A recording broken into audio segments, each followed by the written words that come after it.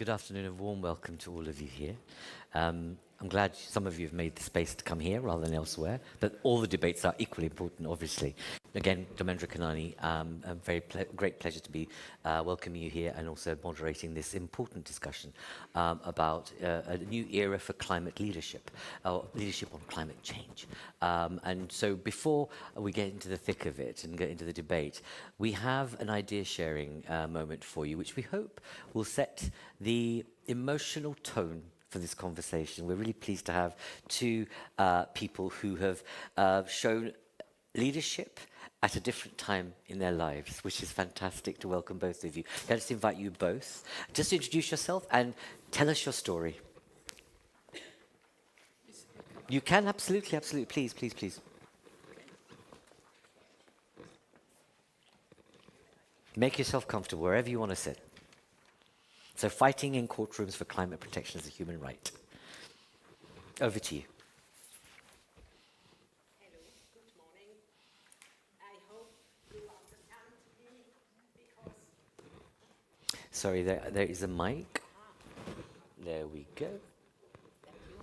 I hope you will understand me because my English is not very perfect. It's the first time I speak in English. I told it lots of German. And I have to tell a story from our case in 8 years, and now in some minutes. I want to see how to compress that. At the very beginning, it was in 15, there was in the Netherlands NGO called Urgenda, and they did make a legal action against their government because they didn't do enough against climate warming. And they did win. And Greenpeace Switzerland did hear about that, and they wanted to do also a legal action, Greenpeace. And they asked some lawyers who are used in the environment cases, and they said, oh, in Switzerland you have to have only some persons who are spatially affected. And they were looking for who is spatially affected from heat waves.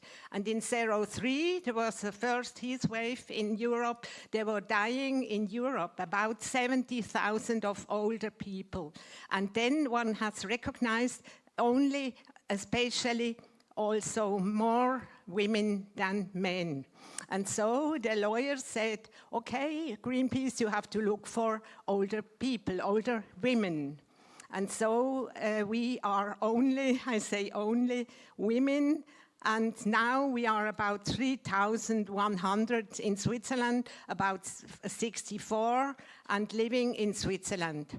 And then we found our movement, our company in 16, and went to the Minister of Environment of Switzerland and brought this legal action. But later, a year about, she came and said, no, everybody in the world is affected, you are not more affected. And then we went to the first court, administration court. And also about a year, the answer came, you're not more affected, your health is not more affected than tourism industry and water industry, also you are not spatially. And we went the next step, the federal court. And there, after 1.5 years, they told, you are very healthy, you are not ill. Why do you come now for a legal action? You can wait. And if we know that warming is going over 2 degrees, more 2 degrees, then it will go a long time. You have time to wait, and then you may come to make the legal action. And so we were decided, but we had the last joker, Strasbourg. And we went in 2020 to the European Court for Human Rights and brought and sent our legal action. And already in 21, they told us, we will prefer your case, and we will treat it with all 17 judges together in the big chamber. And this was very hopeful for us. And last year, they invited us for the hearing. And there were all the 17 judges in this court. It was very spatially atmosphere there.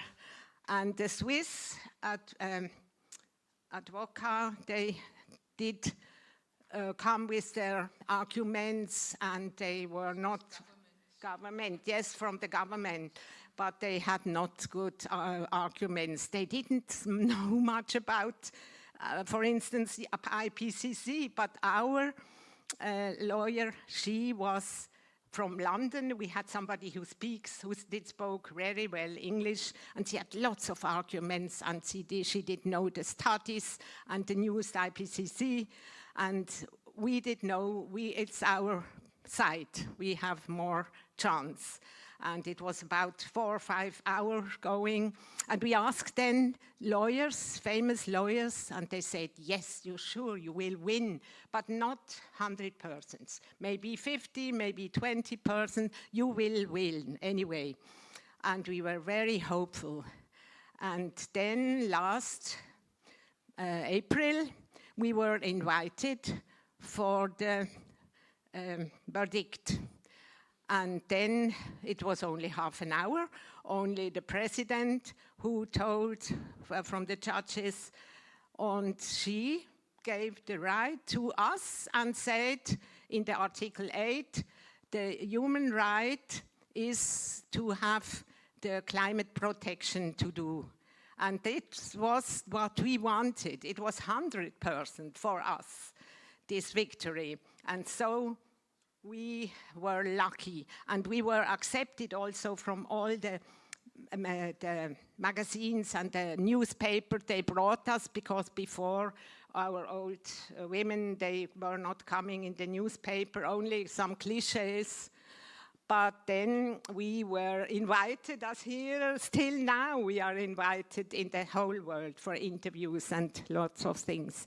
And now about the case, my colleague will tell you about. Thank you. Good morning, everybody. And as we have heard Rosemary's passionate story about our fight for climate justice, for climate protection, and for human rights, climate protection as a human right. Now the question is, what do we do with this landmark ruling on the table? Where does it lead, the climate activism? The question today is, are we still, should climate activism move on to the courts? Because we have seen in our country, we haven't achieved, on the political level, we haven't achieved a better protection as of today. But the courtroom, the European courtroom, has acknowledged climate protection is a human right. So we believe, yes, there is the moment to fight for climate protection in courtrooms. There are some buts, and let me start with the yes. Why? Because we have won a case. This is applicable for all 46 member states of the Council of Europe. So each and every activism group can relate to that case. And we have already seen that the number of other claims are being filed in Norway, in the Netherlands, making reference to our ruling. And one very specific aspect was declared by the court is that climate associations have got like a blueprint how to file claims. And we understand that this is sort of the flesh to the bone for the future, for future climate complaints in court. And it's like a blueprint that allows the climate associations to represent their members, and it harmonizes access to court. And we hope that will be one instrument that many activists will be taken up. Now, there are some buts, but fighting in court is expensive. We couldn't do this as a small activist organization without the support of Greenpeace. In our case, we had to spend almost 1 million euros to get through the 8 years, especially to the court system. You need logistic support, you need special, of course, a strong legal team, and therefore you need to rely on either a strong bank account, which usually activists don't have, but on partnering.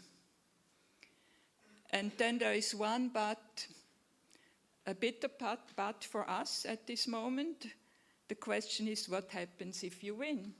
How will it be implemented?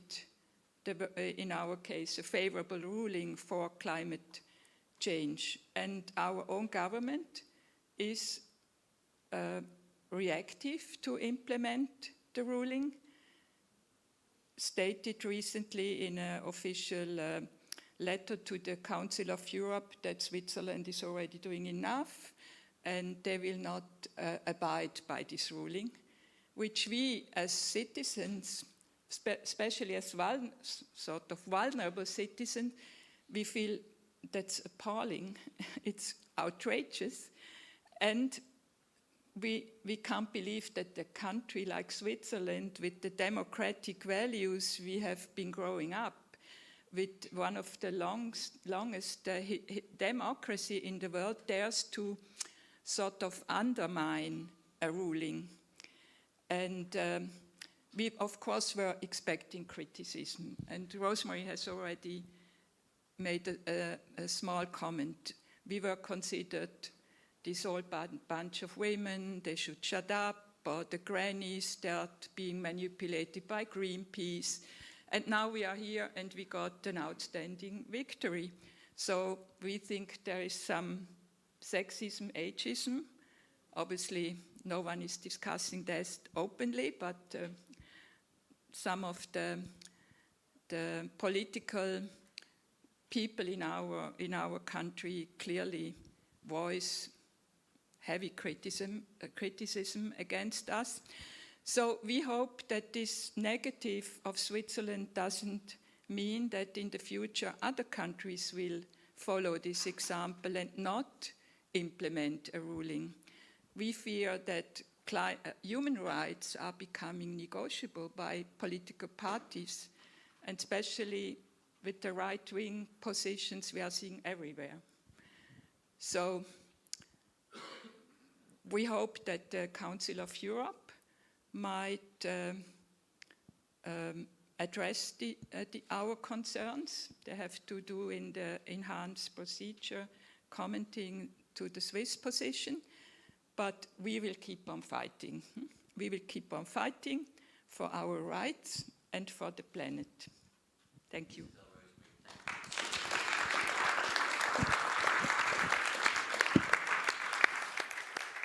You know, I said that this session is about a new era of leadership on climate action. What better than you two?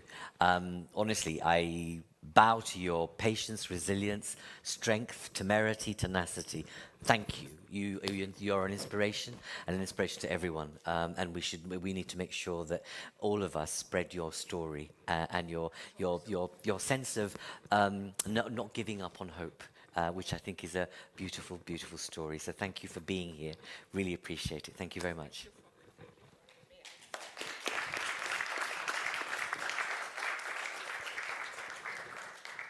Can I ask my speakers to join?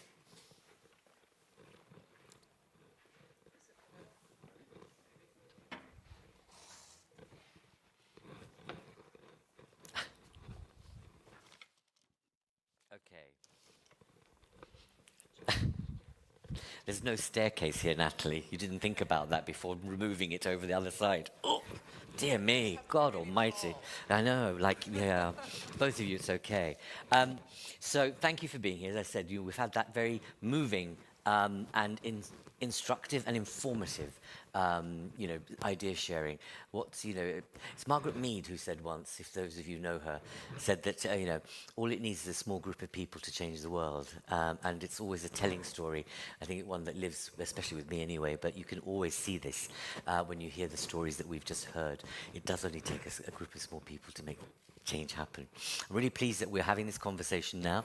Obviously, we have the usual jamboree happening in a couple of weeks' time, which is COP, and we'll see whether anything measurable comes out of it, whether any of the commitments to change are upheld. It's going to be talking about financial, green financing, etc., and other such things. But I must say to you, all of you, I wonder, what of COP and what material, measurable, smart change have we seen as a result? So I know you'll have views on this as well, and you'll have views, and I hope that we can engage on that. But centrally, as you say, there's something about how climate change is affecting all our lives, both in terms of infrastructure, but also socially, mentally, emotionally, and in terms of our health.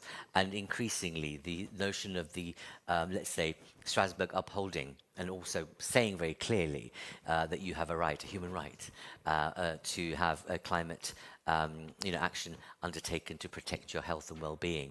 Let's see how far this goes in terms of the next few years.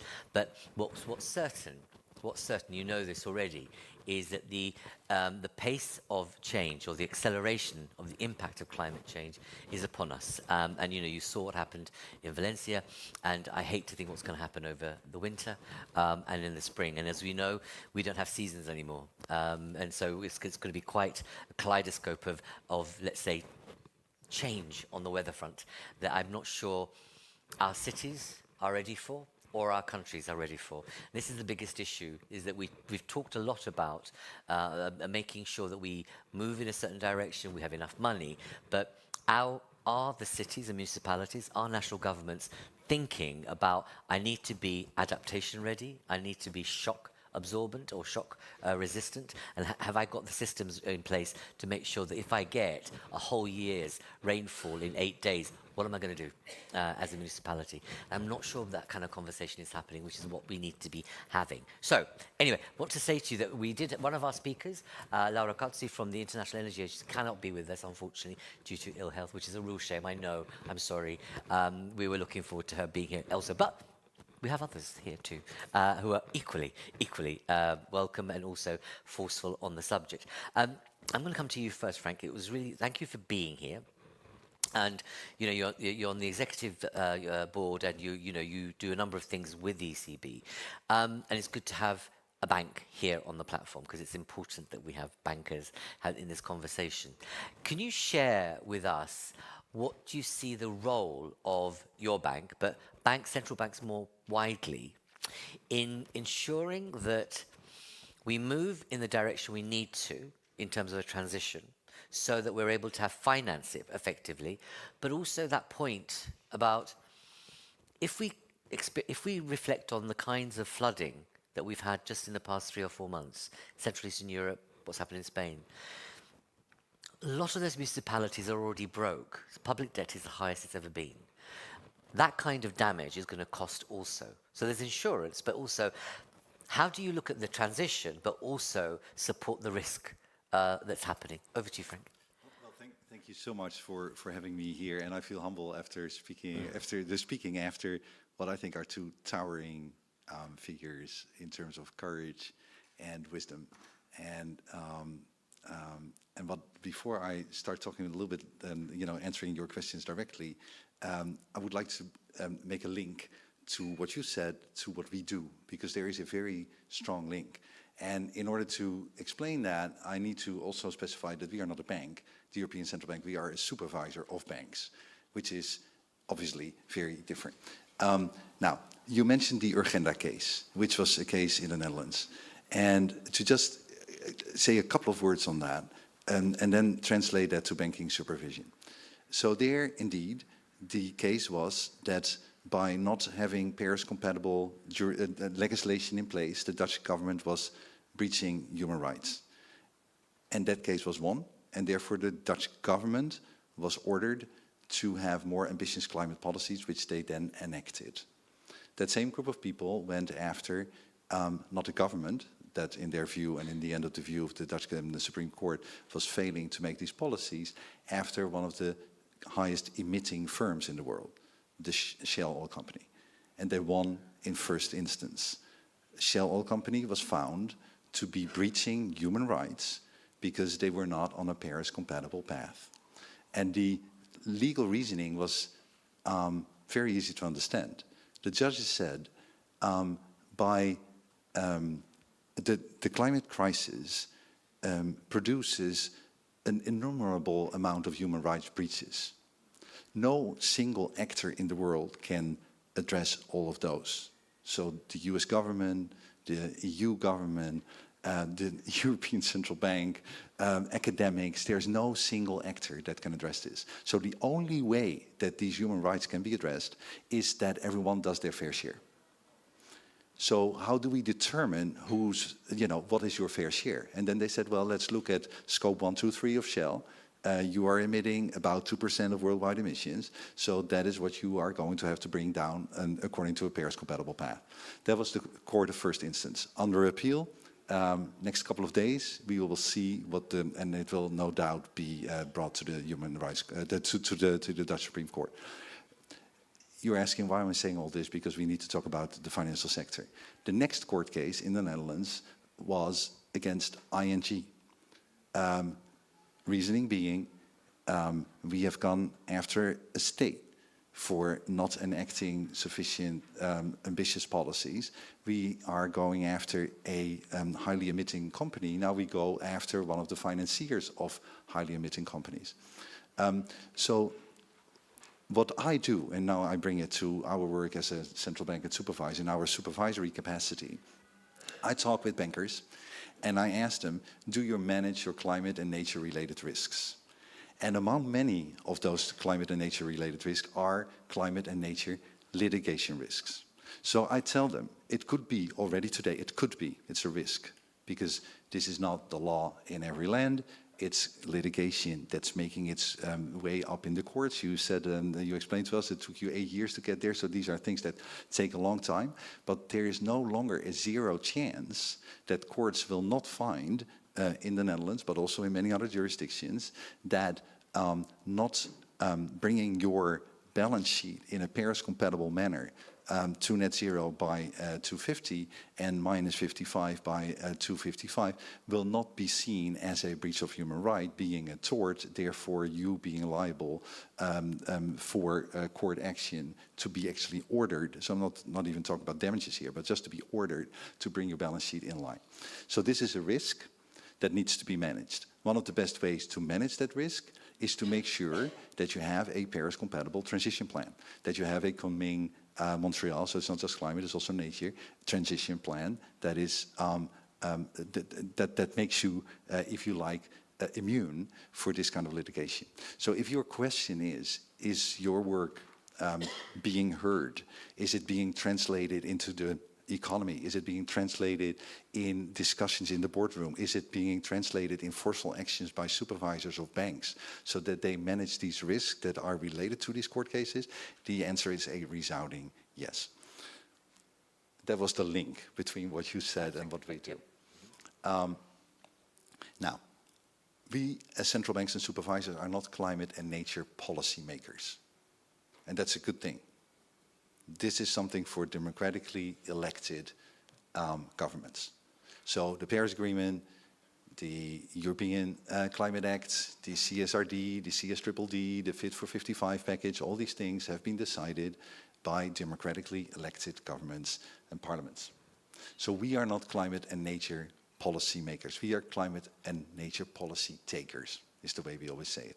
But there is a lot to take because climate and nature, the climate and nature crisis translate into financial risks, and therefore, as a central bank, as a supervisor, we need to make sure that banks manage these risks. So to make that a little bit less abstract, what we have done, we have published a guide on with our expectations how banks should manage these risks, and to make that very concrete. imagine a bank that had exposures, for example, mortgages in Pai Porta. You've seen the awful images here on screen a couple of minutes ago. These are exposures that banks have, if these houses are no longer inhabitable, that of course increases the credit risk of the bank. So this is just one example. There are myriads of examples having to do with physical risks, so the floods, the storms, the sea level rise, the droughts, the the wildfires, you name it, on the one hand. But there is also, of course, transition risks. Governments, fortunately, not sitting on their hands, taking actions, phasing out certain products, certain ways of producing things, taxing emission, and all these things make risks or translate into risks for banks. Or to make that more concrete, if you have lots of exposures on the coal mine industry, if at one point governments were to prohibit coal mines, then of course your credit risk increases. Now, so far I've been talking about what we do as a supervisor, making sure that banks manage their climate and nature-related risks, both physical risks and transition risks. But also, as a central bank, we need to take into account the climate and nature crisis. So just before I walked in here, we were talking about the Rhine River having dried up 2 summers ago. That has a measurable impact on German GDP. It had a measurable impact on food price inflation a year after. This is just one example. We know that things like this will happen even more frequently, ever more frequently in the years to come, and we will hear from the IPCC in a minute. So we would be under-delivering on our mandate as a central bank, looking at the economy, understanding the economy, because we need to ensure price stability. If we were not to look into these effects, and therefore we do. So we enhance our analytical capacity here. We've done more. They're a little bit technical, but in the part of the cycle some years ago, it's now difficult to remember. But when inflation was very low, or actually too low, we bought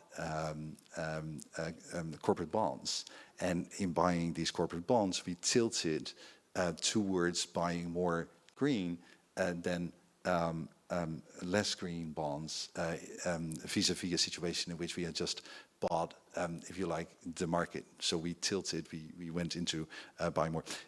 We take collateral. So when we engage in credit operations with the banks, which is part of our monetary policy, we make sure that this collateral that the firms that emit these bonds that we then take as collateral, that they comply with the CSRD. So there are a number of measures that we take to make sure that also we, in managing our own risks, take climate and nature into account. We know, and maybe I will stop there, we know that kicking the can down the road, waiting longer, and we don't just say this, so we've done economic research on this, we've published on this, makes things worse. Because it only will mean that volatility will go up. It will mean that measures that will need to be taken will have to be taken in a more drastic fashion, faster, in a shorter time frame. So a shorter time frame. So a orderly transition, also from an economic standpoint, is much to be preferred above a world where, again, we kick the can down the road, we close our eyes to what is happening. So maybe I would like to stop here. We can no longer afford to ignore the climate and nature crisis as central banks and supervisors. By the way, maybe this is what I would like to add still. It's not just the European Central Bank. We are forceful here. And I think in the way that we enforce the banks to make sure that they manage their climate-related risks, and the fact that we use formal supervisory actions, that we use penalty payments to enforce that, is, I think, rather unique in the world. But the fact that central banks and supervisors take climate especially, and fortunately now increasingly, although lagging, unfortunately, nature into account, is something that is being done across the world. There is a central bank and supervisors network for greening the financial system. When we founded this, I was the first chair years ago. There were 8 central banks and supervisors, members of that network. Now there are more than 130. So practically all central banks around the world are a member of this network. So all the things that I've been saying so far are being recognized around the world. Let me stop there. Sure, Frank. But you haven't said much about the money. In terms of what does that mean in terms of liquidity in your balance sheet or your portfolio of cash to help people? Are you actively earmarking DOSH to create resilience in the system? And you'll say, well, we're a central bank, but you have you know, both the fiscal and monetary levers potentially, not all of them obviously to hand, but there's ways in which you can operate to make sure that there's enough buffer in your balance sheet to help with the kind of risks that we've seen. Is that the approach you're taking? So again, what we do in our supervisory capacity is making sure that banks manage their climate and nature-related risks well. But let me go one step further.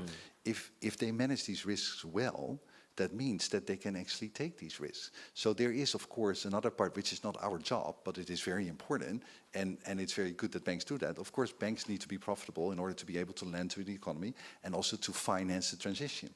There are many, as we all know, trillions necessary for the financing of the green transition.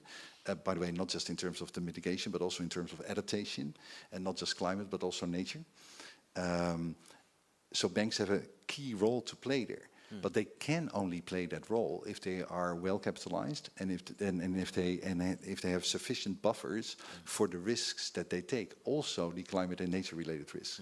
So we are convinced that whilst we of course stay within our legal mandate, we are unelected, we cannot make climate policies, as I said at the beginning. Sure. We can make sure, and we do, that we do all that we can within our mandate and using all the instruments that we have to place the banks in the best position for them to play the role that they need to play, and we need them to play to finance the transition that is so direly needed.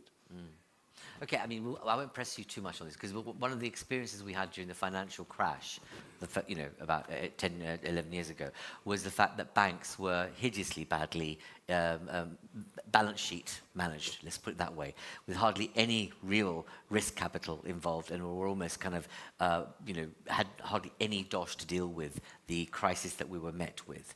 And I'm just thinking that all banks should be thinking ahead, obviously, 5 years or more, and that's saying, actually, this is a kind of liquidity or cushion I need in place to know, because of the analysis, of the risk that's ahead of us. So I'm not asking you to answer that question right now, but I'll bring you in, because I'm sure others will have that question too. But I want to bring Sinead in, if I may. Thank you. Sinead, I want to move to climate diplomacy, if I may. I mean, what I want to understand from you, given the work you do in the Irish government in terms of foreign affairs, what role can a small country like Ireland play in climate diplomacy with some of the bigger countries? Because people might say size matters, but perhaps doesn't. But, you know, in terms of how do you make sure that you're able to use your capacity to promote better ways of working amongst an international community?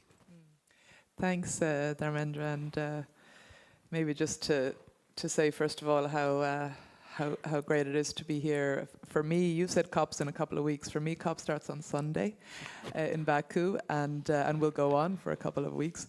So it's always a bit of a crazy week, but given lots of other things that are going on this week that we all know about. It's great to be among Europeans. It's great to be among activists. And thank you so much for sharing your work with us.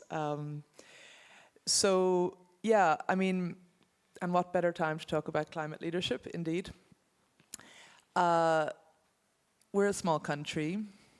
I think the first thing for anybody really, big or small, to think about in terms of climate diplomacy is what we're doing at home. I think, you know, we need to, that's a foundational principle, I think, for all of us. That there's there's often this feeling in Ireland, if you listen to radio shows about climate, and people will say, oh, but we can't do anything, look at China, look at these big countries.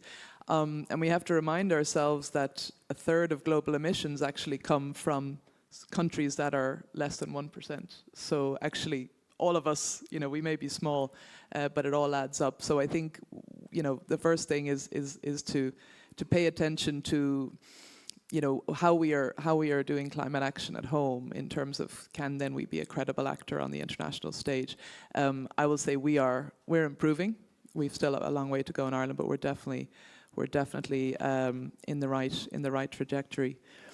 But I guess I have one real sort of lesson from our experience as a small country on climate diplomacy, and it's come up a few times actually this morning and also last night at the dinner, and it's about having a really, really tight focus. I mean, I would often be in situations, I might have one person on my team on a negotiation on a topic, and there will be 25 lawyers and so on from, say, the US government or another government. And if we're not extremely picky what we get involved in as Ireland, then we're just going to be completely swamped. If we try and be a little bit in every room and spread ourselves, it's really pointless.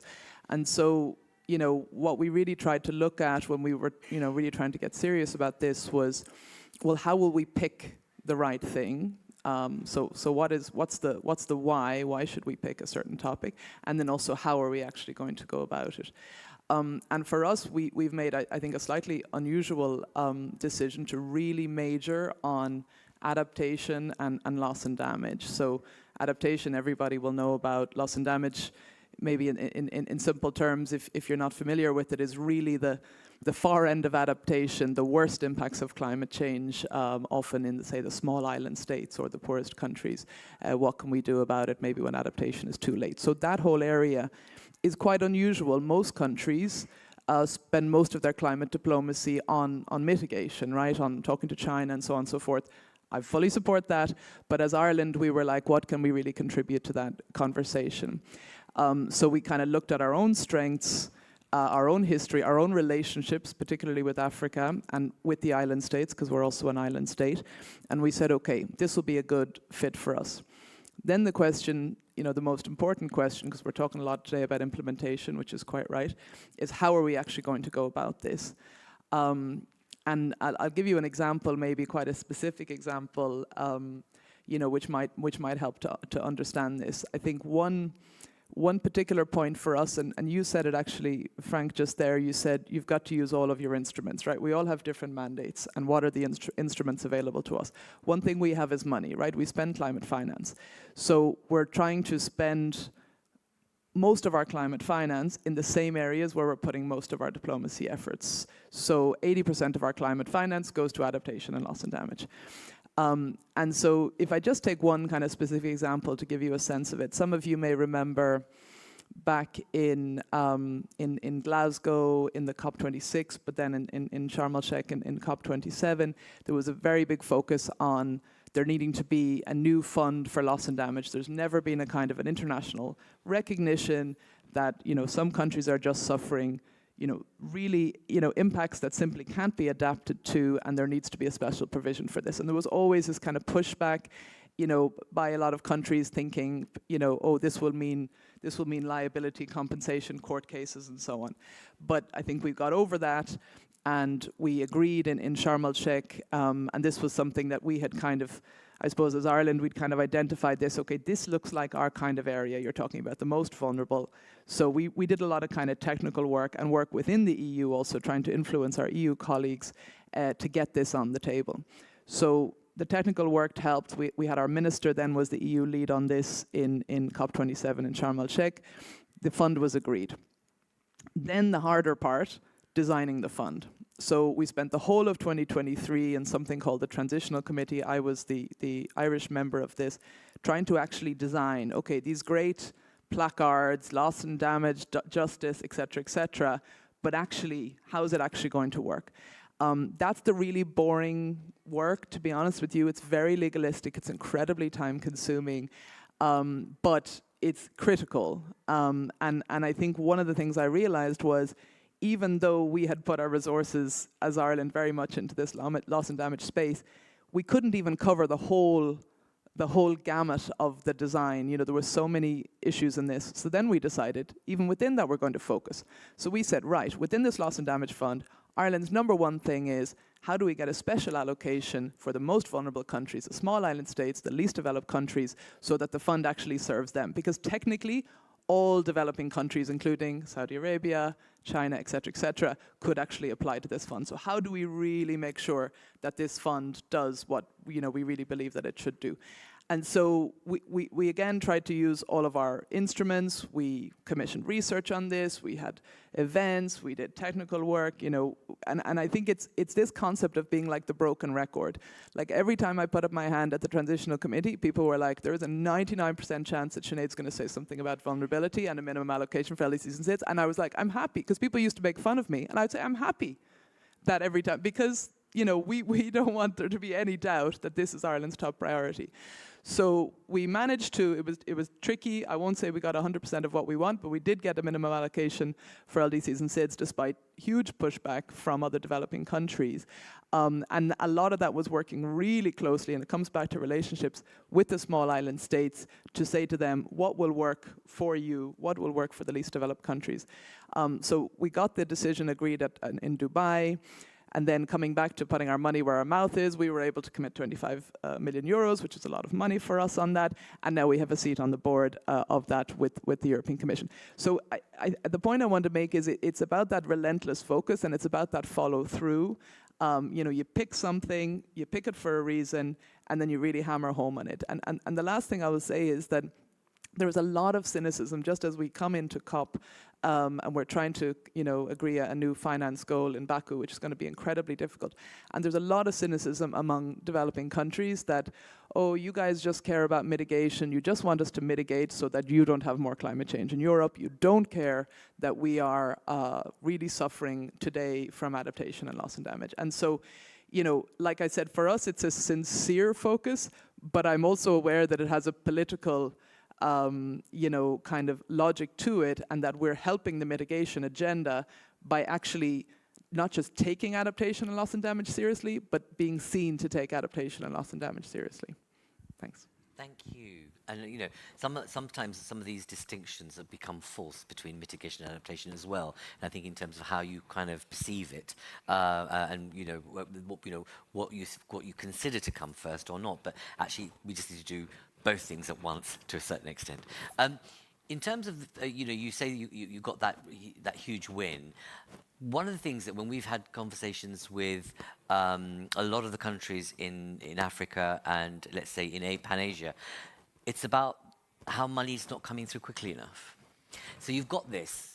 This has been the thing with COP, and a lot of the ambassadors that I've spoken to over the past 2 years will say, great, but the money doesn't come. We're still waiting for stuff, whilst we're still, you know, hocked in debt with the IMF, and we're having to kind of spend more on that than what we do on education. So is the money, I mean, part of the deal has to be that the money comes quicker rather than just the commitment. Is that what's going to happen on this? So, yeah, I mean, I think this is a big question. So one of the things we did when we were designing the fund was we tried to make it not the Green Climate Fund, because when you hear developing countries complaining, they're usually complaining about the Green Climate Fund. Now, it's also by far the biggest fund in the world. So, you know, it's not like, you know, we can just set up new funds. We also have to make the Green Climate Fund work better. I think it's starting to work better. They've a sort of a new broom in there, a new executive director and a new team, and they have all these kind of goals, some of which they've already achieved in terms of getting application processes, which used to take for a country, not just the time that countries were waiting for a response, but the resources that countries had to put into the applications were absolutely ridiculous. So now there's like a fund for countries to actually spend the time doing the application process and have the staff, but also there's an effort to make it a lot shorter. That's true. But I think there's a bigger picture in what you say, which is actually around the whole financial architecture, and Nick maybe is here, he's more expert on this than me, he might want to come in on this, but it's also like how is the IMF functioning, how are the MDBs functioning? The whole debt issue is absolutely crazy. We've actually put some money behind a Kenyan and Colombian initiative. I don't know if people have heard of it, the Debt, Climate and Nature Review, that's just put out its interim report that's trying to make recommendations for the whole debt issue. And it's not that debt, I mean, sometimes as well there's a bit of politics in a lot of this and performative stuff. Like we all know, I mean, I've spent many years in Africa. I mean, if you tell me that all this debt has to do with climate, I will have some thoughts on that. There's lots of issues around governance and so on that you could bring in as well. But the fact is, countries are struggling hugely with debt. And, Mia Mottley launched this Bridgetown initiative to sort of say, we've got to have some structural reforms because countries are simply not able to recover and they're not able to take adaptation actions.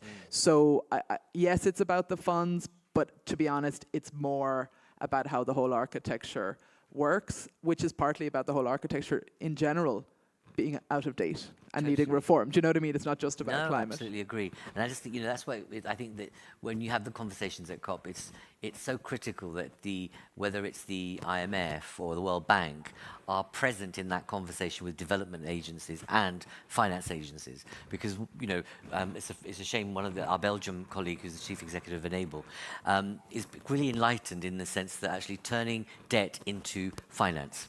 And basically saying you can put this into green projects instead. We don't need the money back. And you can do that. You can do that because actually, as a publicly financed body, they don't need profit. So they can actually wipe it off. But you need imagination, etc. in that regard. Thank you for your comment. Diana, welcome. Very good to see you, and thank you for joining us. You're a vice chair of a IPCC committee, and you've been, I was saying this to colleagues here that it must be so frustrating that the IPCC has, over the past 5 years, increasingly raised the kind of red flag from half-mast to full, and still, it's like. You get this kind of ridiculous response from governments. Yet you've been saying it's a bit too late now, and we need to move faster. But from your perspective, you've witnessed over time how we can say this legitimately. The EU, through its Green Deal, through some of the actions it's taken, has been a trailblazer. In saying, actually, we're going to finance this in this way, we're going to build it in this way, and obviously then politics takes over to a certain extent. But it has been a first mover in many ways on the climate agenda. From your perspective now, given where we find ourselves, you know more than anybody else how we are going to witness even greater acceleration of the impact of climate change. As I said earlier this morning, Europe's one of the fastest warming continents at the moment, and we're going to get more of that. What do you see as the challenges that lie ahead for this next mandate, and what it needs to get right? Over to you, Dana. Thank you very much. So, first of all, I apologize that I can't be there in person, and it's really a privilege to be invited. And please also note that behind me, this way, is the CEO, not the IPCC logo, because the questions we are discussing, I cannot direct relate to just from IPCC materials, so I'm not representing the IPCC perspectives. Of course, I am using a lot of IPCC knowledge and wisdom in my answers or in these discussions, but I'm more in my personal expert capacity. So, yes, I felt a little bit of negative connotations in your introductory notes already earlier and also in the question. There were no connotations. I was just being direct, sorry. But please do challenge. Actually, I think we need to be very, very proud. For example, just... the Paris Agreement was negotiated in 2015. At that time, there was absolutely no literature on 1.5 degrees, because how to get there and whether we can get there at all, because it was kind of the hippie science, and we were marginalized if anyone would have talked about that before. So the IPCC was requested to get the science and summarize the science on this. So the scientific community suddenly got together and did all this work. And by 2018, we published our work on 1.5 degrees global warming. That was 2018. Just 3 years later, we are going to the COP in a week, and the COP in just 2021. Already by that time, so many countries had net zero commitments around mid-century that accounted for 90% of all of global emissions. I think that's a tremendous achievement, because that was the first time we very, very carefully dared. We didn't even really say, because IPCC anyway never prescribes, but we just showed this line. If you want to get there, well, actually it happens. Most lines actually happen to cross the zero line in mid-century. So, and we could go on. Also, the fact that, thousands of cities have net zero plans, and many of them are very dynamically moving towards these plans. Just the fact that already there are also dozens of countries which have for already decades managed to reduce their emissions, and while also experiencing economic growth. So I think that we have been achieving a lot. Also, Europe really, as you said, I think I really liked your word trailblazer. When we have been, just look at us. This year, the first half year of 2024, we have been using 70% less fossil fuels to produce our electricity. And this was the first half year when we produced more electricity in Europe from intermittent renewables, so just sun and wind alone. So these two forms alone produced more electricity than all of our fossil fuels together, despite all the hype about, we reopened some of our coal power plants and so on. But altogether, their significance is really decreasing. I think we can be very proud. Also, a very recent data that since 2008, our electricity consumption, despite our population trend, despite more and more media and more internet, despite more and more artificial intelligence, our electricity consumption reduced by 20%. And in the meanwhile, our GDP increased by 12.5%. So we are really going ahead. Just when the glass is half full and half empty, we always tend to just focus on the half emptiness. But I think it's very much full. But as you said, it's certainly not enough, and we need to go on, and we need to blaze on.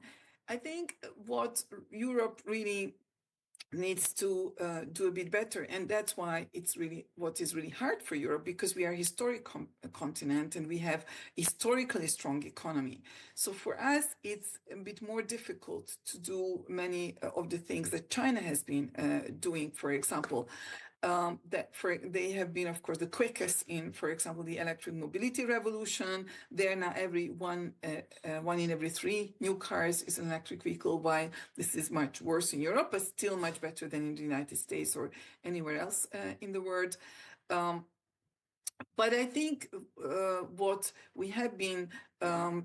is a really challenge for us is to be able to say farewell to some of the industries, or at least some parts of industries, which have really played a very significant role in bringing us to where we are now, but which now, part of them, we may either have to just celebrate and just go in different directions, or just do much less. And among these are, for example, not only our much beloved car industry, internal combustion engine based car industry with bigger and bigger and stronger cars, and that this dichotomy within Europe, really hugging this and trying to support and embrace that industry and keeping that status quo has been quite a hindrance in stepping forward. And that's just an example of in many other areas. For example, a lot of concerns are to potentially, as a result of the Green Deal and many of our green efforts, to potentially compromise some of our heavy industry, but maybe we don't necessarily need all that heavy industry anymore. For example, we don't need that much cement and steel anymore because we don't need so many new buildings. And it's very difficult to say to a strong industry, which has really been serving us very well, the property industry and construction industry and cement industry, that we just don't need that much anymore. I know we still have perceived housing crisis, but a lot of that is actually due to the fact that, for example, you are now sitting in a city where 20% of real estate is empty. And at the same time, of course, there is still need for some more buildings to occupy. So just to bring all of that to a summary, I think we continue to have to be trailblazers, and we will be able to be trailblazers. But for that, we need to a bit more easier have to be able to say goodbye to some of our formerly very important, historically strong economies and be able to transform to totally new areas. For example, we should really welcome the new industries related to building retrofits, more digital and service-based industries. And there is a lot of innovation in this area. And if we can just encourage that, what Frank said, there is a lot of investment that we have to do. But let's use that giant investment not to enshrine the status quo, not to enshrine business as usual, but to transition into a very different 21st century European economy.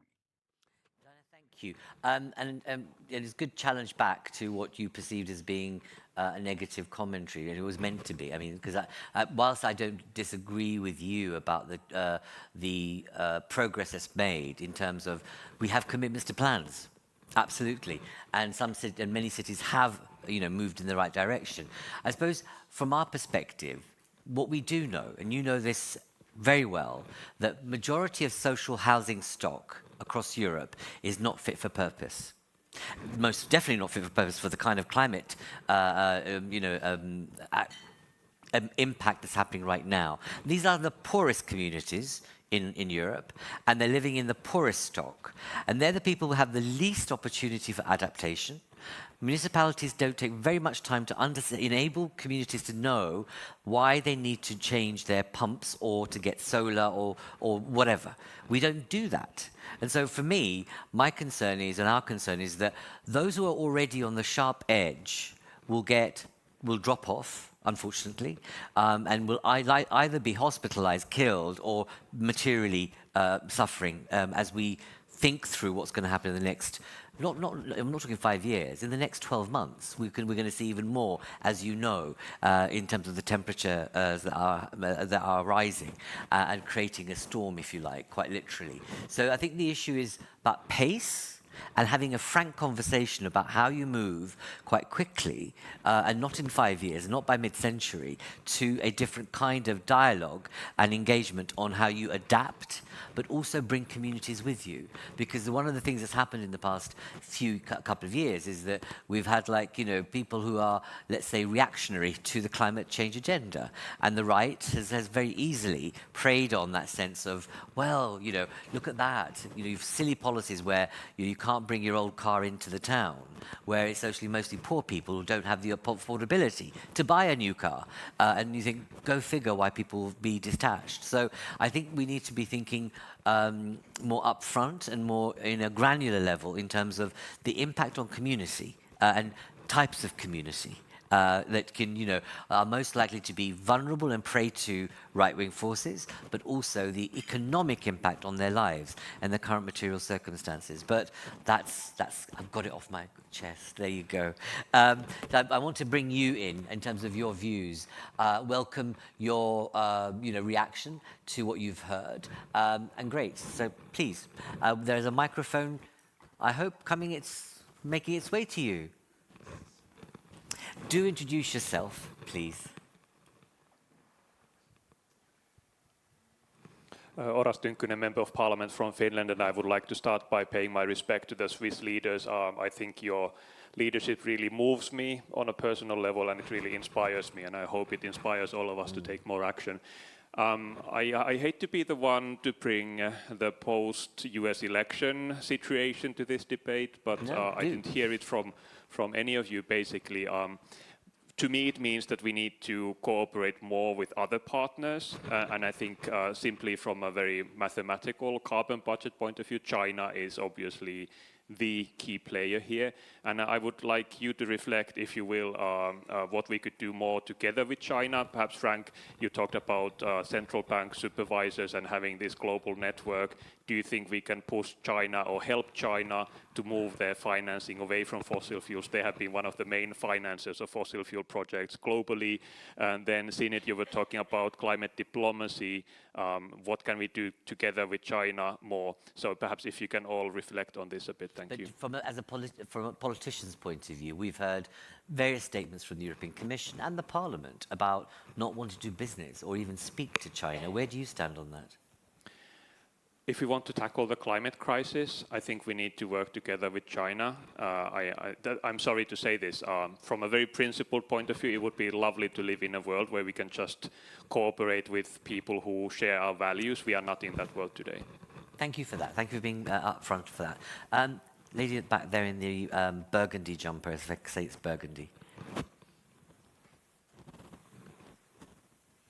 Hello, I'm Elisabeth Werner from the European Commission. Thank you very much for having us. There's a number of things that have been said, and I do see a bit we have the legal and regulatory framework in place in the EU. We do have some finance, probably not enough, although we have emission trading system that of course generates some money for distribution. We do also have quite a lot of other elements, such as the economic arguments. But what we need now is the transition, and it's the practical part. So not the economic arguments, not the legal and the court rulings. We need the day-to-day transition to happen. And that's what you pointed out, for instance, for housing, and where I also take an issue that you can't just say goodbye to some of the old industry. Yeah? It is very hard, and I think industry buys into the objectives, but then we do need money, efforts, and change to happen. And this is the phase that we are in.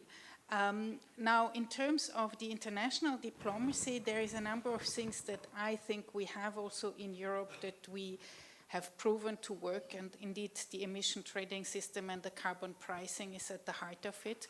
I really do believe that this can work also in other parts of the world. And the second thing is energy efficiency targets. Renewable energy targets, of course, but also energy efficiency targets. And for me, it is quite clear that the EU has big challenges ahead domestically, but we simply cannot afford to only concentrate on what we do among the EU 27.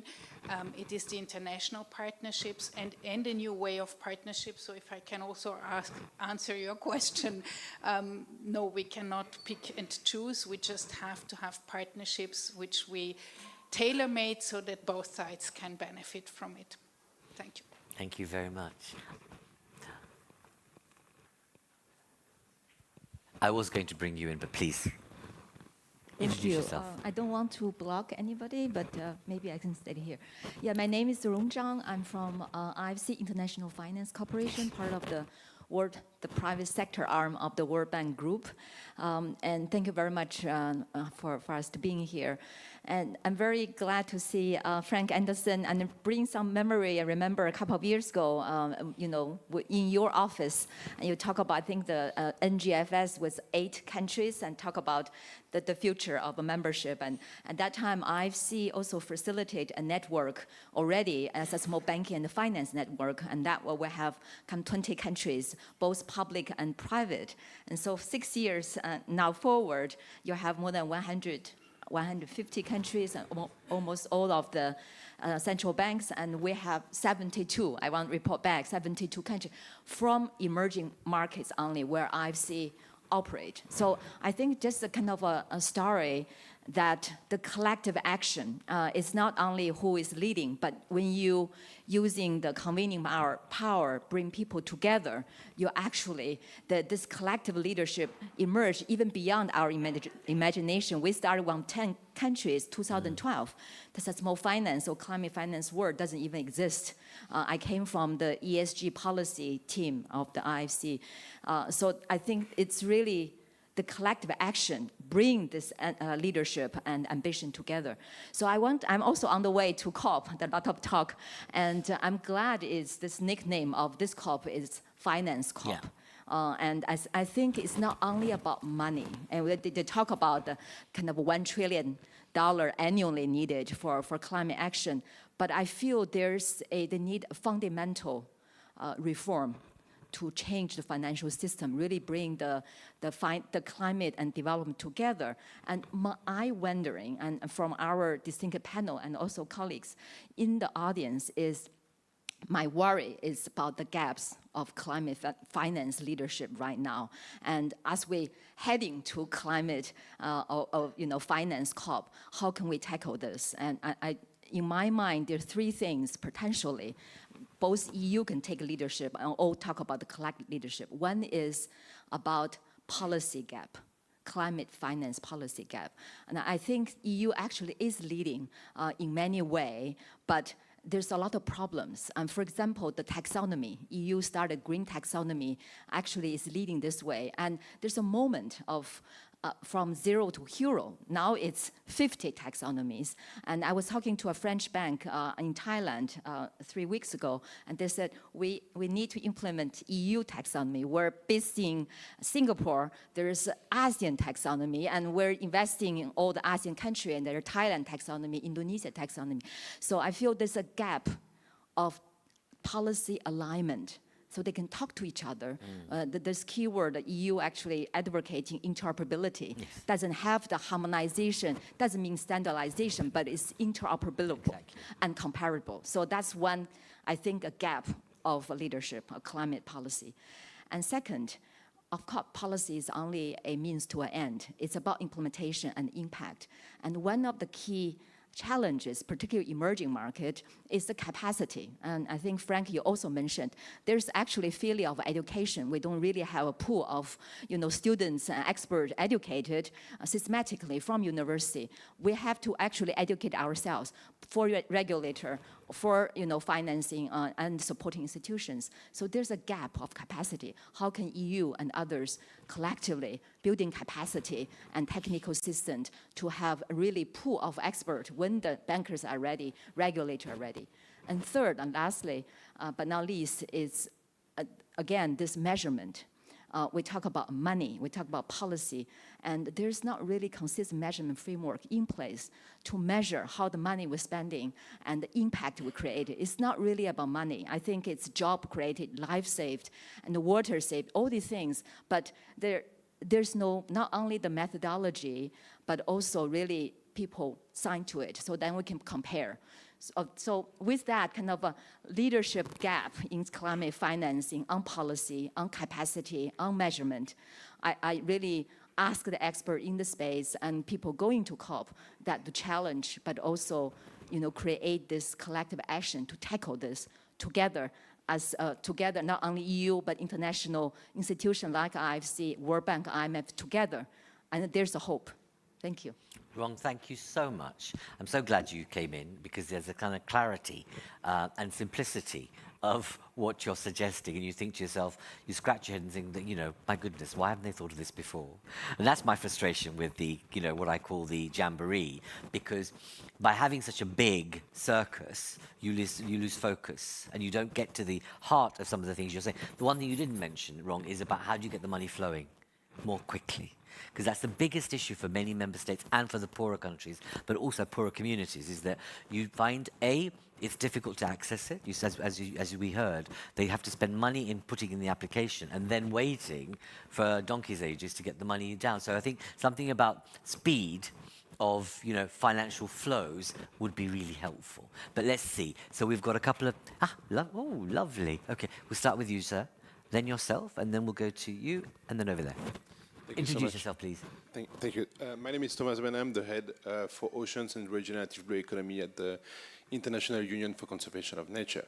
And just to actually sort of elaborate a bit on that point, I think in terms of, so here we're talking about climate leadership. I think we should actually include climate and nature because it, and I think you've talked about that, it really sort of comes together. I just came back from the COP16 in Cali. Very interesting to see the lack of nature and climate leadership when it comes to sort of the political realm. And actually here I want to commend Ireland because in the climate space, you know, you might be small, but you're mighty. And I think this, we as a community, we should also sort of really identify those leaders and put our resources and everything in between to be able to sort of support this kind of leadership. But what really struck me at the COP16 is that actual leadership really came very, very strongly from the private sector and from the civil society.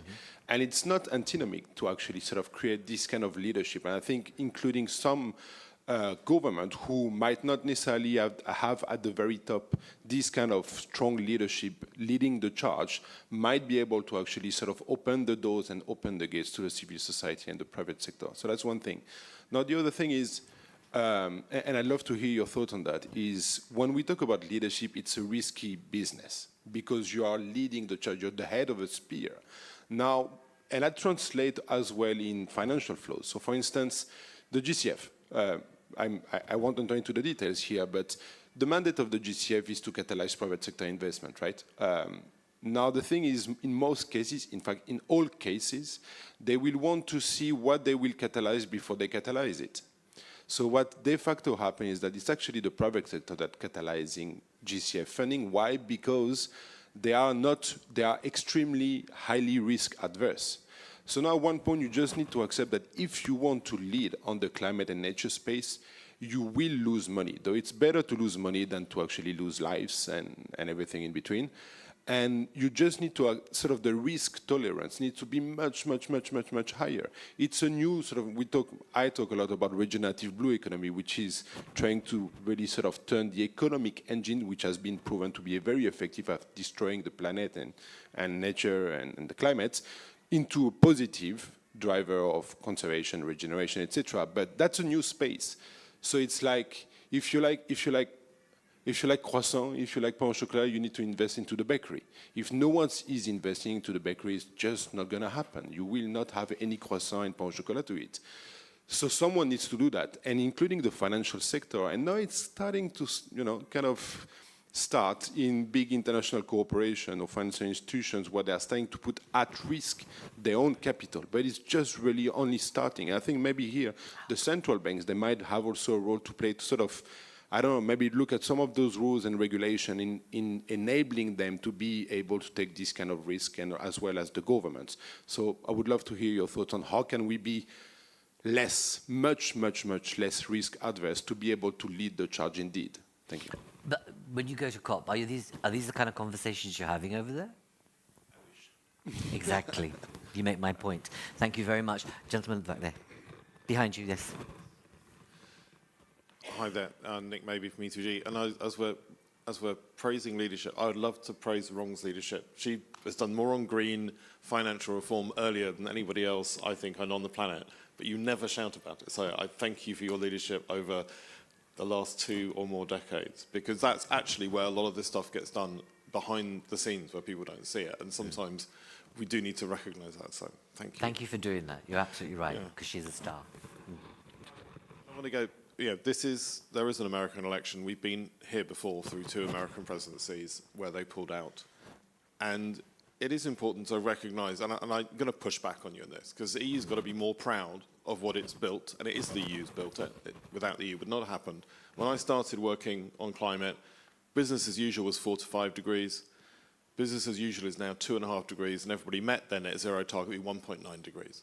That, through a period of Bush and Trump, and wars and terrorism and financial crises and COVID. That's pretty impressive. It's the only multilateral process that has delivered anything like creating a new $2 trillion industry.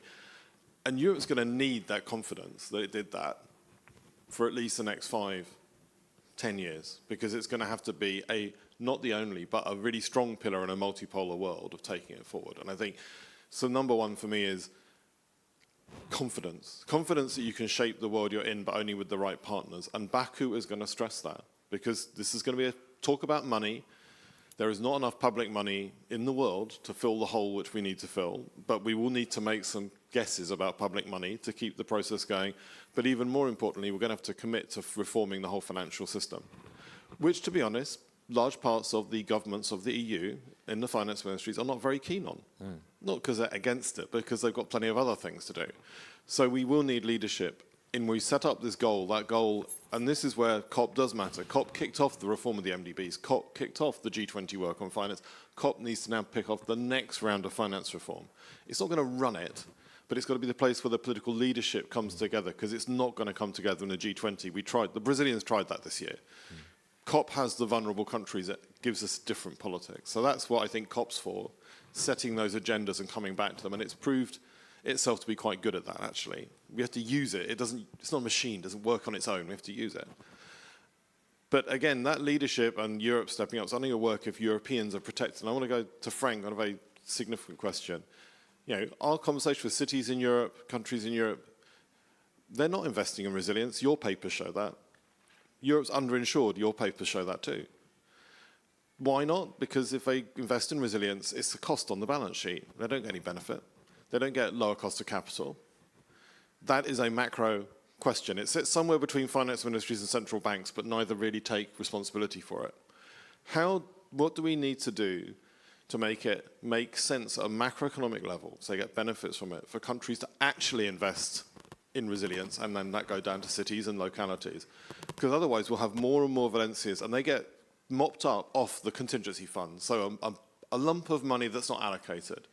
So they're off balance sheet, essentially. And that is a doom loop. And that's a doom loop for Europe and the small island states and Africa. So for me, that's the task for next few years. What's your responsibility? What do you think the responsibility of finance ministries is to get out of that? So we actually have the incentives to make the choices the scientists tell us we need to do, but literally we cannot do at the moment with the systems we have built. And at the same time, we see the social contract fragmenting as a result. And when we think about, we surveyed citizens. We've got a colleague here, a couple of colleagues who've been working with citizens and can share more. But it's absolutely clear that a lot of people that we spoke to last year in 7 countries believed that solutions were there, but didn't trust the politicians to do the right thing, or they felt that vested interests were so high in amongst politicians and the private sector that actually no one really cares about them. And I think that these are important. They're more than signals. I think they're clarion calls. And we're watching the impact of that in politics and the move to the right as well, unfortunately. And I think as I said earlier, it's to our peril if we ignore what's happening to people on the ground and community. So, but your points are well made. And I obviously respect what you're saying about COP. But there is a but, is that there needs to be a bit of an engine boost to make it faster. And I just think that, and you're quite right about that there is enough money in the system as well, I believe. It's how you use it more smartly. But my concern is that adversity will always drive action. And that adversity will be possibly half of Europe underwater. And what will that look like? And what will we talk about at that point, So, and we shouldn't have to wait for that. So there we go. We have comments. I will bring you all in. So, Chai, please introduce yourself. I'll bring you in too, and the colleague at the back. Thank you very much, Dharmendra. My name is Chahaya. I work for the Council of European Municipalities and Regions, and I think that from that perspective, one of the things I've heard a lot about is central government responsibility. I've heard about multilateral institution responsibility, but we haven't really heard a lot about the impact on the local level. And 165 targets of the SDGs need to be implemented by local regional governments across the entire world. And actually, local regional governments face a lot of restrictions when it comes to financing, because of course it's just around the expectation of what you have for decentralization processes, and oftentimes they don't even have the ability to lend directly from banks. So I think one of the biggest things that I'm extremely concerned is that ultimately when we talk about what citizens are going to be impacted by, we don't think about the institutions which are the first line of action for those citizens, i.e. Valencia. I mean, we see it time and time again in Europe, but also in partner countries. And if I think a little bit about the current Commission, there is a massive re-centralization of financing instruments and a massive re-centralization towards, of course, the member state, because right now in Team Europe, the member state is the most important level. And I think I'm quite concerned. I think I just want to make a plea about the fact that we seem to be missing the point that ultimately all of the policies that we're designing have to trickle down to the institutions that then are responsible to the citizens who need them. So, I mean, it's not necessarily a proposition here, but I think we're kind of missing a little bit where the final level is. Sure, but Chahai, as you know, there is, you've got the C40 network, and other cities, and cities are the drivers of major change on this agenda. And we've worked on this. We know that, in various parts of Europe, cities are the ones that are driving the GDP growth agenda. There is something about innovation in how you use your assets. And I think there needs to be more from, let's say, city leaders who say, okay, we're not going to wait for the EU, because actually there are examples where certain cities have capitalized their assets and raised the money through capitalizing their assets, or played in the money markets. Okay, not Northern Rock, obviously, which was a huge problem, and the banks in Iceland, but where local authorities invested a lot and lost a lot. But there are creative ways of being able to capitalize and think differently about social investment tools at a local level without waiting for the EU. I would say big cities do have this benefit. Yeah. We miss the intermediary cities. We miss the smaller localities. Absolutely. Thank you. Over here, please. And I'm going to have to wrap up, unfortunately. As ever, it all gets warmed up in the last 5 minutes. Hi, my name is Anders Storgård. I'm a city councillor in Denmark, and I also work with renewable energy. So thank you for bringing up the municipalities. And a European young leader. Yeah, and a European young leader, of course. And the first question that I have is, in terms of climate resilience, my city is based on an old swamp. And we have the issue that with the coming increase of water, we're going to prepare the city so we don't end up in the situation that happened in Valencia. It may be a unique Danish problem, but right now we're under some rules from the Danish government that means that we can only prepare for a 10-year experience, not a 100-year experience. So we simply have a very big issue of finding the finance in order to prepare our cities for the upcoming challenges that we're facing. That's my first question. Do you have any good advice or something that we can do, or policy proposals? The second one is to my Finnish colleague. I don't really think that we are in a situation where we should go to China and teach them how to get off fossil fuels.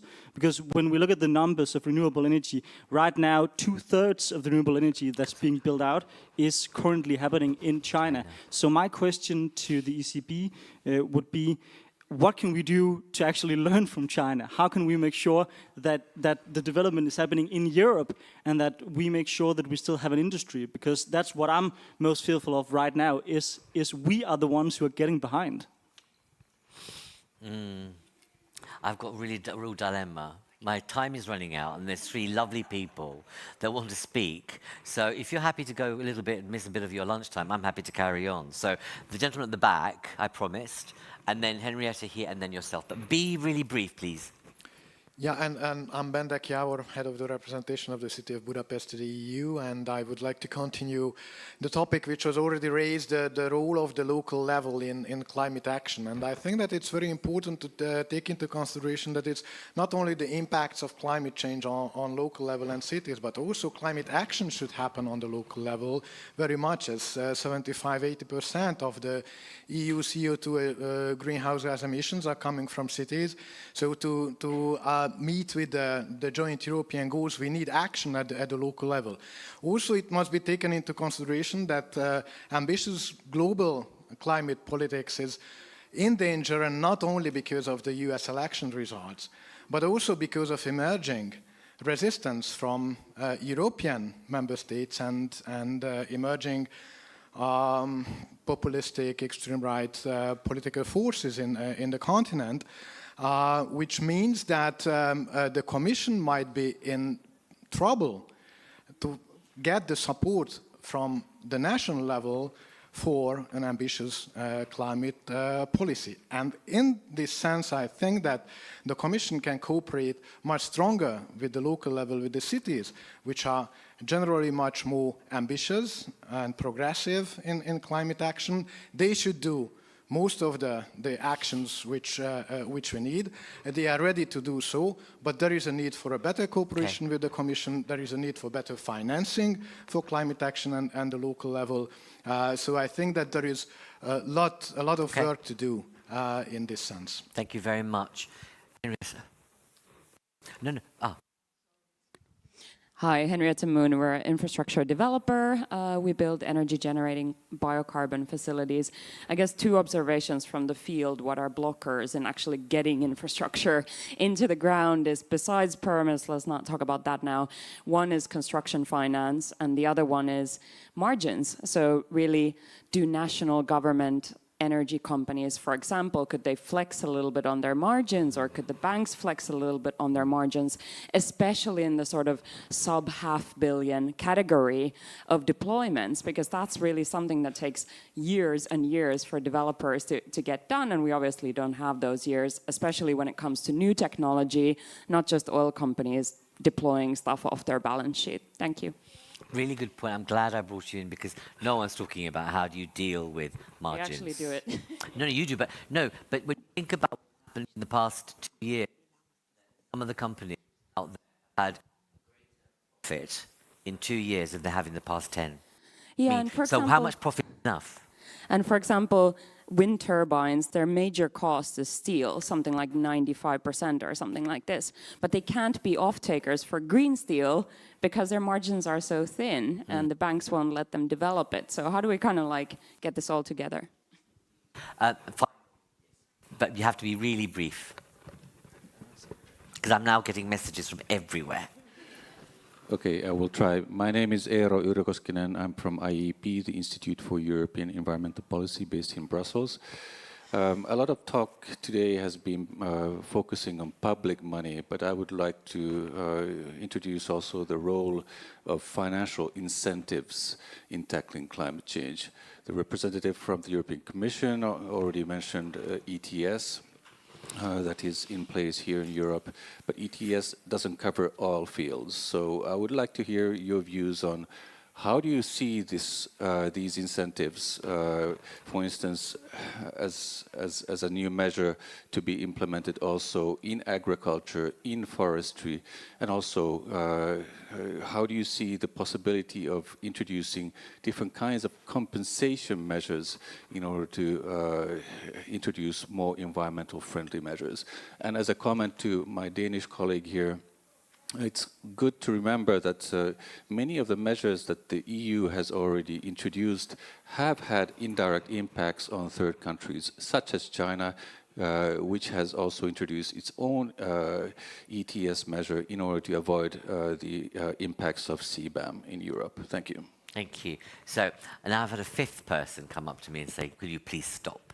So I'm going to have to stop. So can I ask both of you to be really brief? So I'm going to start with you, Sinead. If there's, you don't have to make a comment, but you can if you wish to, but briefly. I'm not going to say very much because I great to meet you guys. Thank you both. Thank you both.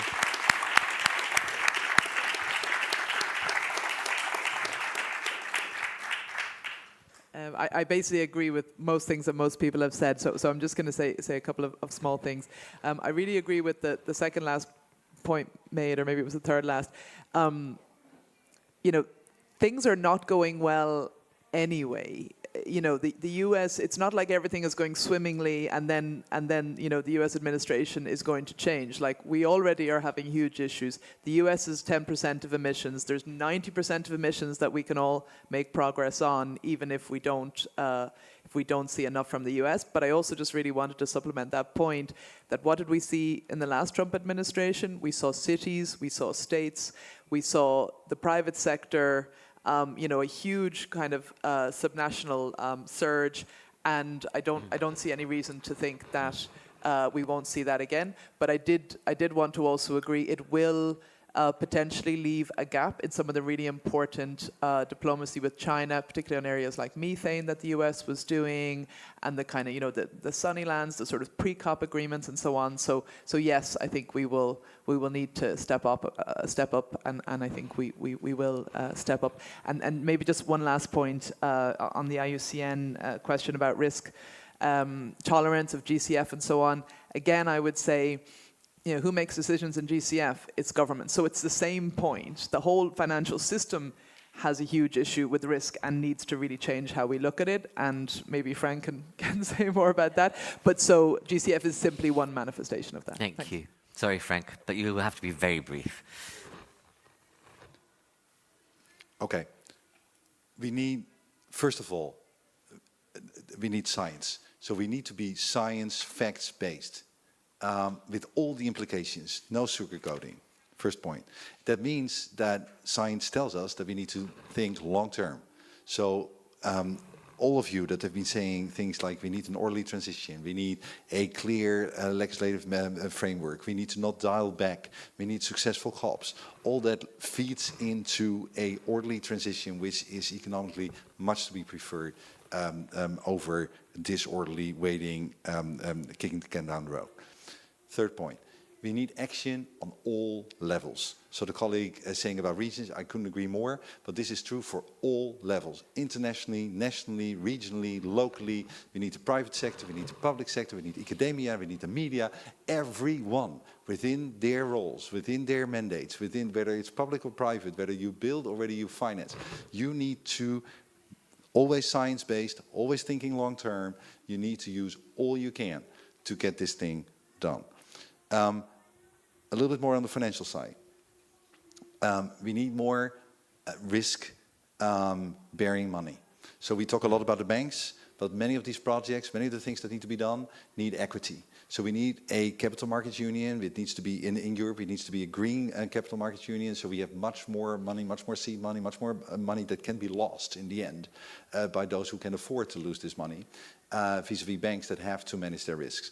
And then I couldn't agree more that again, we central banks and supervisors are not policymakers, but it would be a great thing if policymakers were to put into place the right incentives. If we had true prices, if there were real incentives, if the ETS were to be broadened to all sectors of the economy, if emissions are going to be priced so that many of the projects that today are not profitable will suddenly become profitable, and many of the things that are today still profitable become no longer profitable, as they should not no longer be, because actually they don't bring us where we need to be.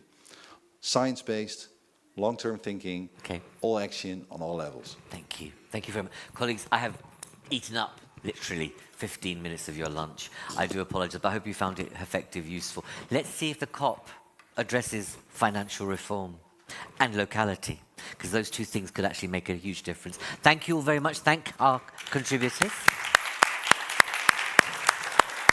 Lunch is downstairs, and those of you wanting to come into the conversation about Ukraine reconstruction, it's here, and then downstairs will be the digital session. So off you go and have some lovely lunch.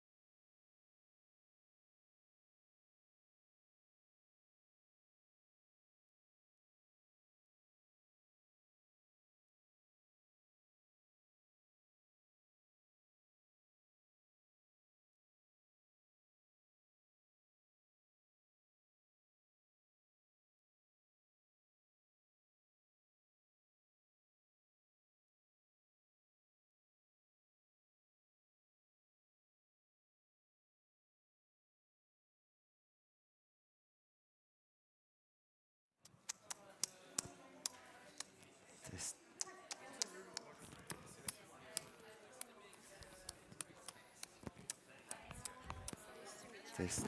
1, 2.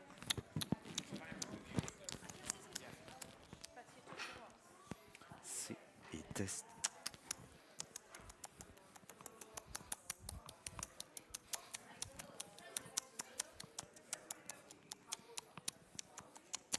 Test, test, test.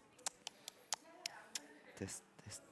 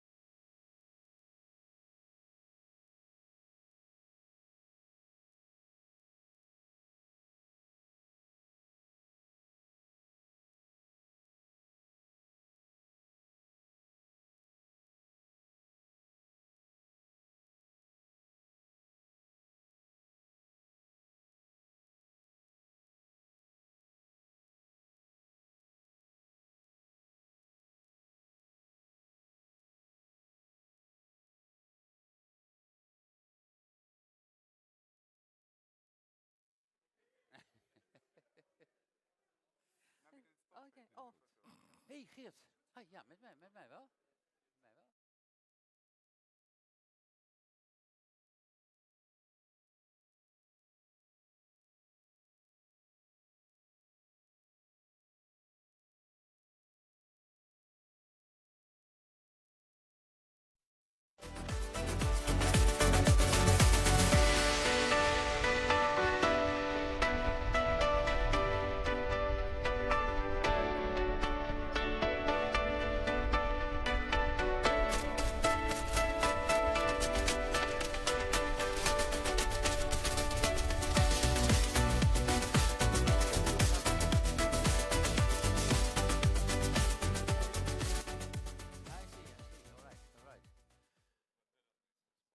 Well, good that we seriously pay attention again.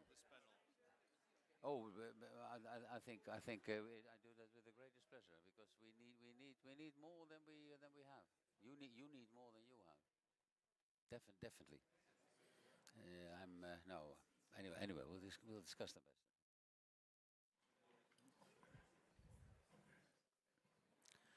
Excuse me, madam.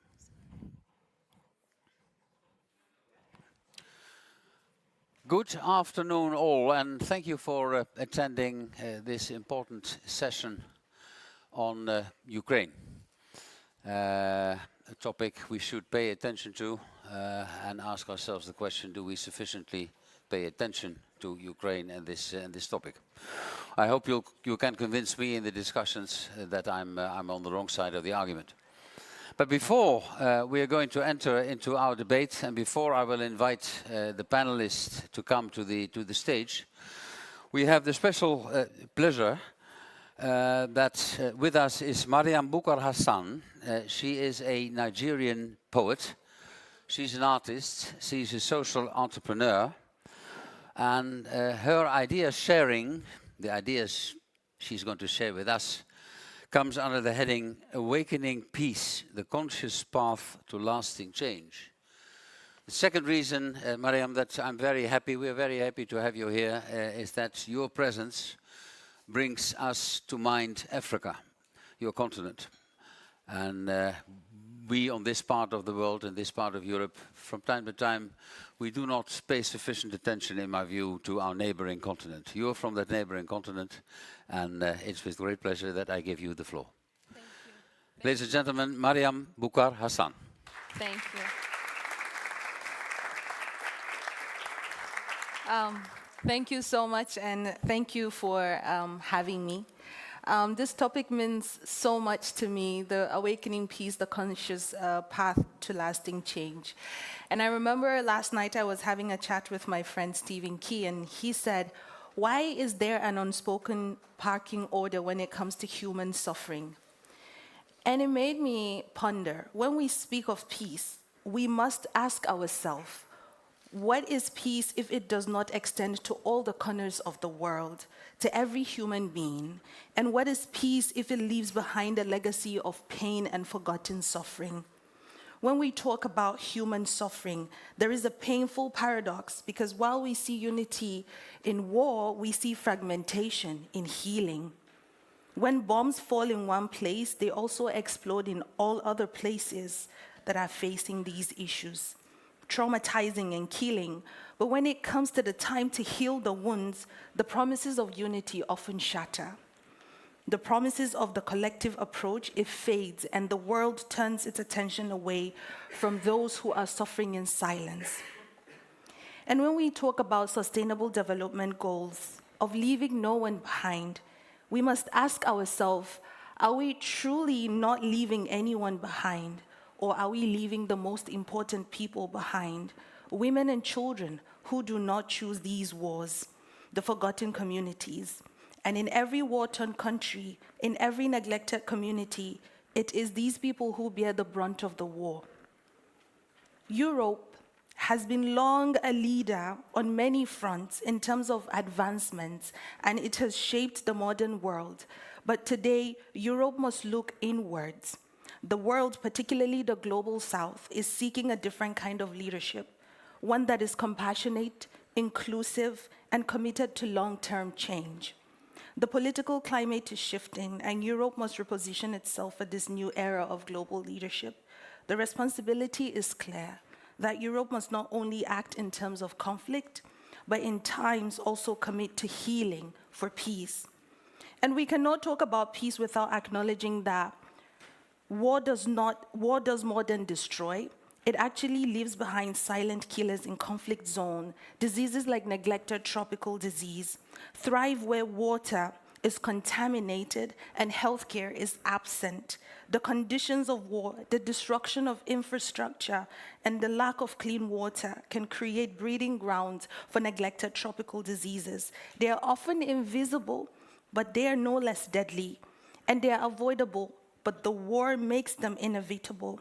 In Ukraine, while we hear the cries for peace, we must also hear the silent cries of children freezing in the cold, hypothermia. In other parts of the world, heat is the messenger of suffering, incubating diseases that should have never existed. So this is not just an issue for Ukraine, and we stand in solidarity, but it is a global issue. And peace is more than the absence of war. We must restore health, dignity, and hope. When we choose to awaken peace, we must acknowledge that the wounds of conflict are not just physical, but emotional and environmental, and it manifests in several ways. And we are past the days where every nation is for itself, and the pandemic has shown us that we are all interconnected, and the world cannot afford to ignore the suffering of one while prioritizing that of another. Whether it is in Ukraine, whether it is in Sudan, Yemen, or Gaza, it is the same sound of bombs, and it may echo differently, but we are all made of flesh and blood. So if we are to awaken peace, we must break the old patterns of neglect, of division, and exclusion. And it is not enough to say peace if it does not address the root cause of suffering. We must break the pattern that leaves some behind. We must break the pattern of selective attention to suffering. And we must break the pattern of waiting for tragedy to strike before we respond. And you would all agree with me that isn't it time to break the old patterns? For what you think you know can still be a cage. And know that in every pillar holding up this world, there are cracks. And now more than ever, we must see them all. Break the old patterns. The house that refuses to rebuild will one day watch its roof cave in. Oh, poem after poem, the voices have been calling, their cries like drums sounding from deep in the earth. And all they ask is release from the chains. Will you answer? Or do we not come from a lineage of change makers, men who rise like mountains, women who bend rivers with their will, to show us once more the path that we've buried in the dust, the roads that lead into unspoken territories where there are people waiting to speak every truth you've given to them, to shout every hope, to echo every sound. Break the old patterns. The woman who stands tall in her own skin is a fire no wind can blow out. Watch as the sky learns to stretch its boundaries. Oh, there is no greater force than a chorus of voices breaking free of silence, demanding a new dawn, for the truth will always crack the stone, and the voices of the free can crumble even the highest of walls. And so I say, if a woman is the seed, then is she not the garden? Does a garden of wild flowers bend to the weight of an ancient hand? Will you not lift the stone from the backs of our sisters and take her from the shadow to the seat of her power? Are there whispers? Do they say that her place is in silence, the background? Do they ask why she needs to lead when her grandmother could not? But tell them, the difference between a woman who sleeps and the one who is awake is freedom. Tell them, the woman who speaks can bend the tide with her words. Tell them, there is so much power out there waiting to be claimed, but only those who break the mold are given wings. And the great call has been made, but heavy, like a weight that has gone unchecked, the structure weakens. Because every moment a girl is told to lower her gaze, to quiet her thoughts, and she wonders, what would my world look like without this ceiling? And what is the color of my ambition when it is unleashed? Is there space for me in this world, in my country, she asks. And I ask you today, how many hands will it take to tear down these walls? And how many voices to create a poem, a song, something of change that will last forever? How many truths can you feel rising in your chest today? Break the old patterns. I do not come to you by chance, and history is a will that every now and then we get to push forward. And what is peace if not a world where power is shared and voices rise without fear? And when the future arrives, will we be ready? Will our daughters be ready? Will there be enough space for them to stand tall in their brilliance, break the old patterns? We are tired of buying funeral clothes instead of baby garments. Thank you.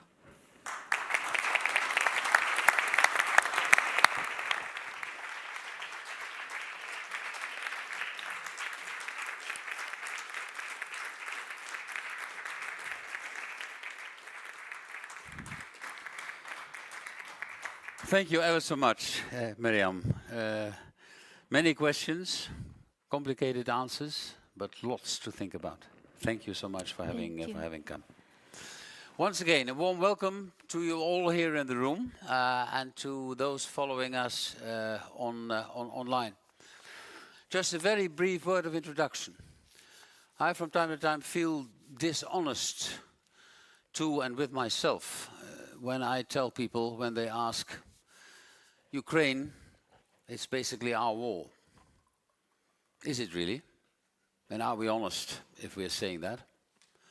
Are we doing enough for Ukraine, in Ukraine, financially, economically, as far as military support is concerned?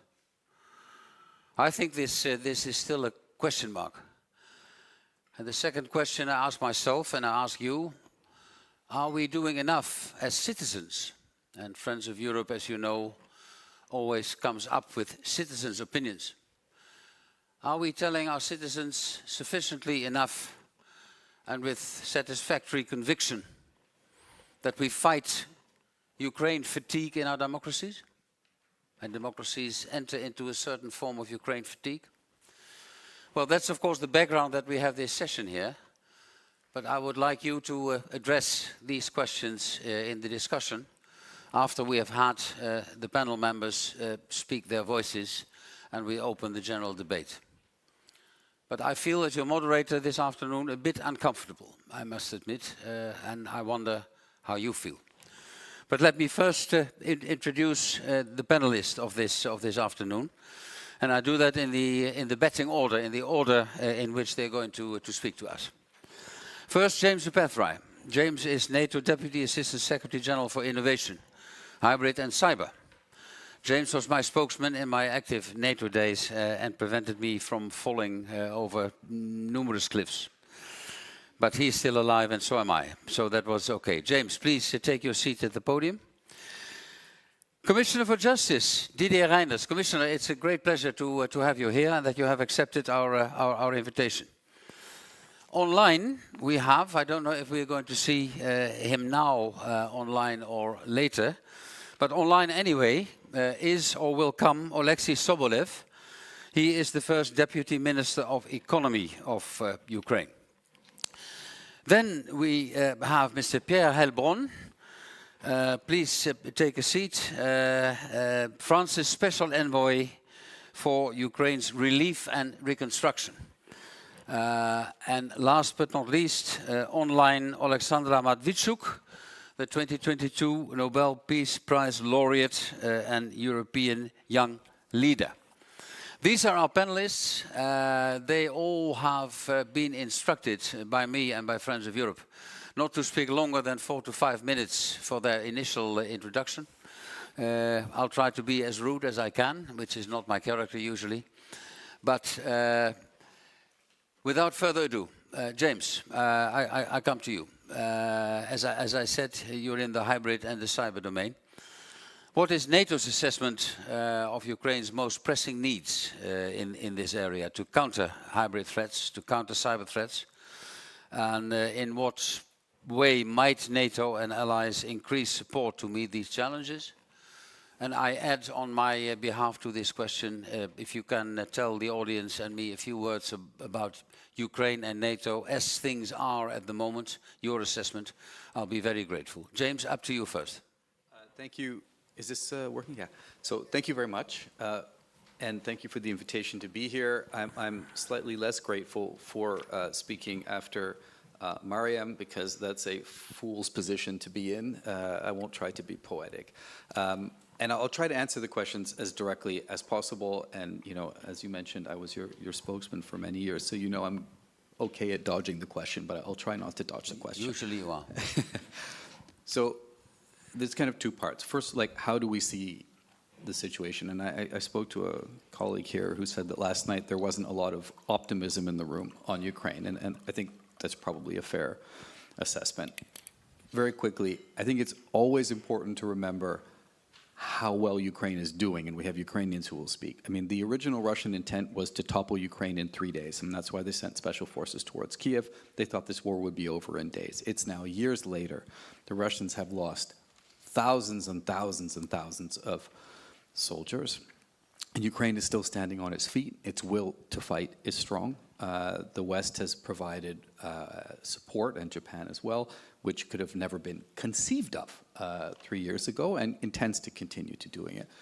And speaking from my innovation, with my innovation hat on, part of the reason why Ukraine is doing so well, despite being numerically outmatched in every possible category, is the incredible creativity and use of technology, which is something I don't think we've seen in our lifetime. So there's a lot of reasons to be encouraged by how well Ukraine is doing and how we're supporting them.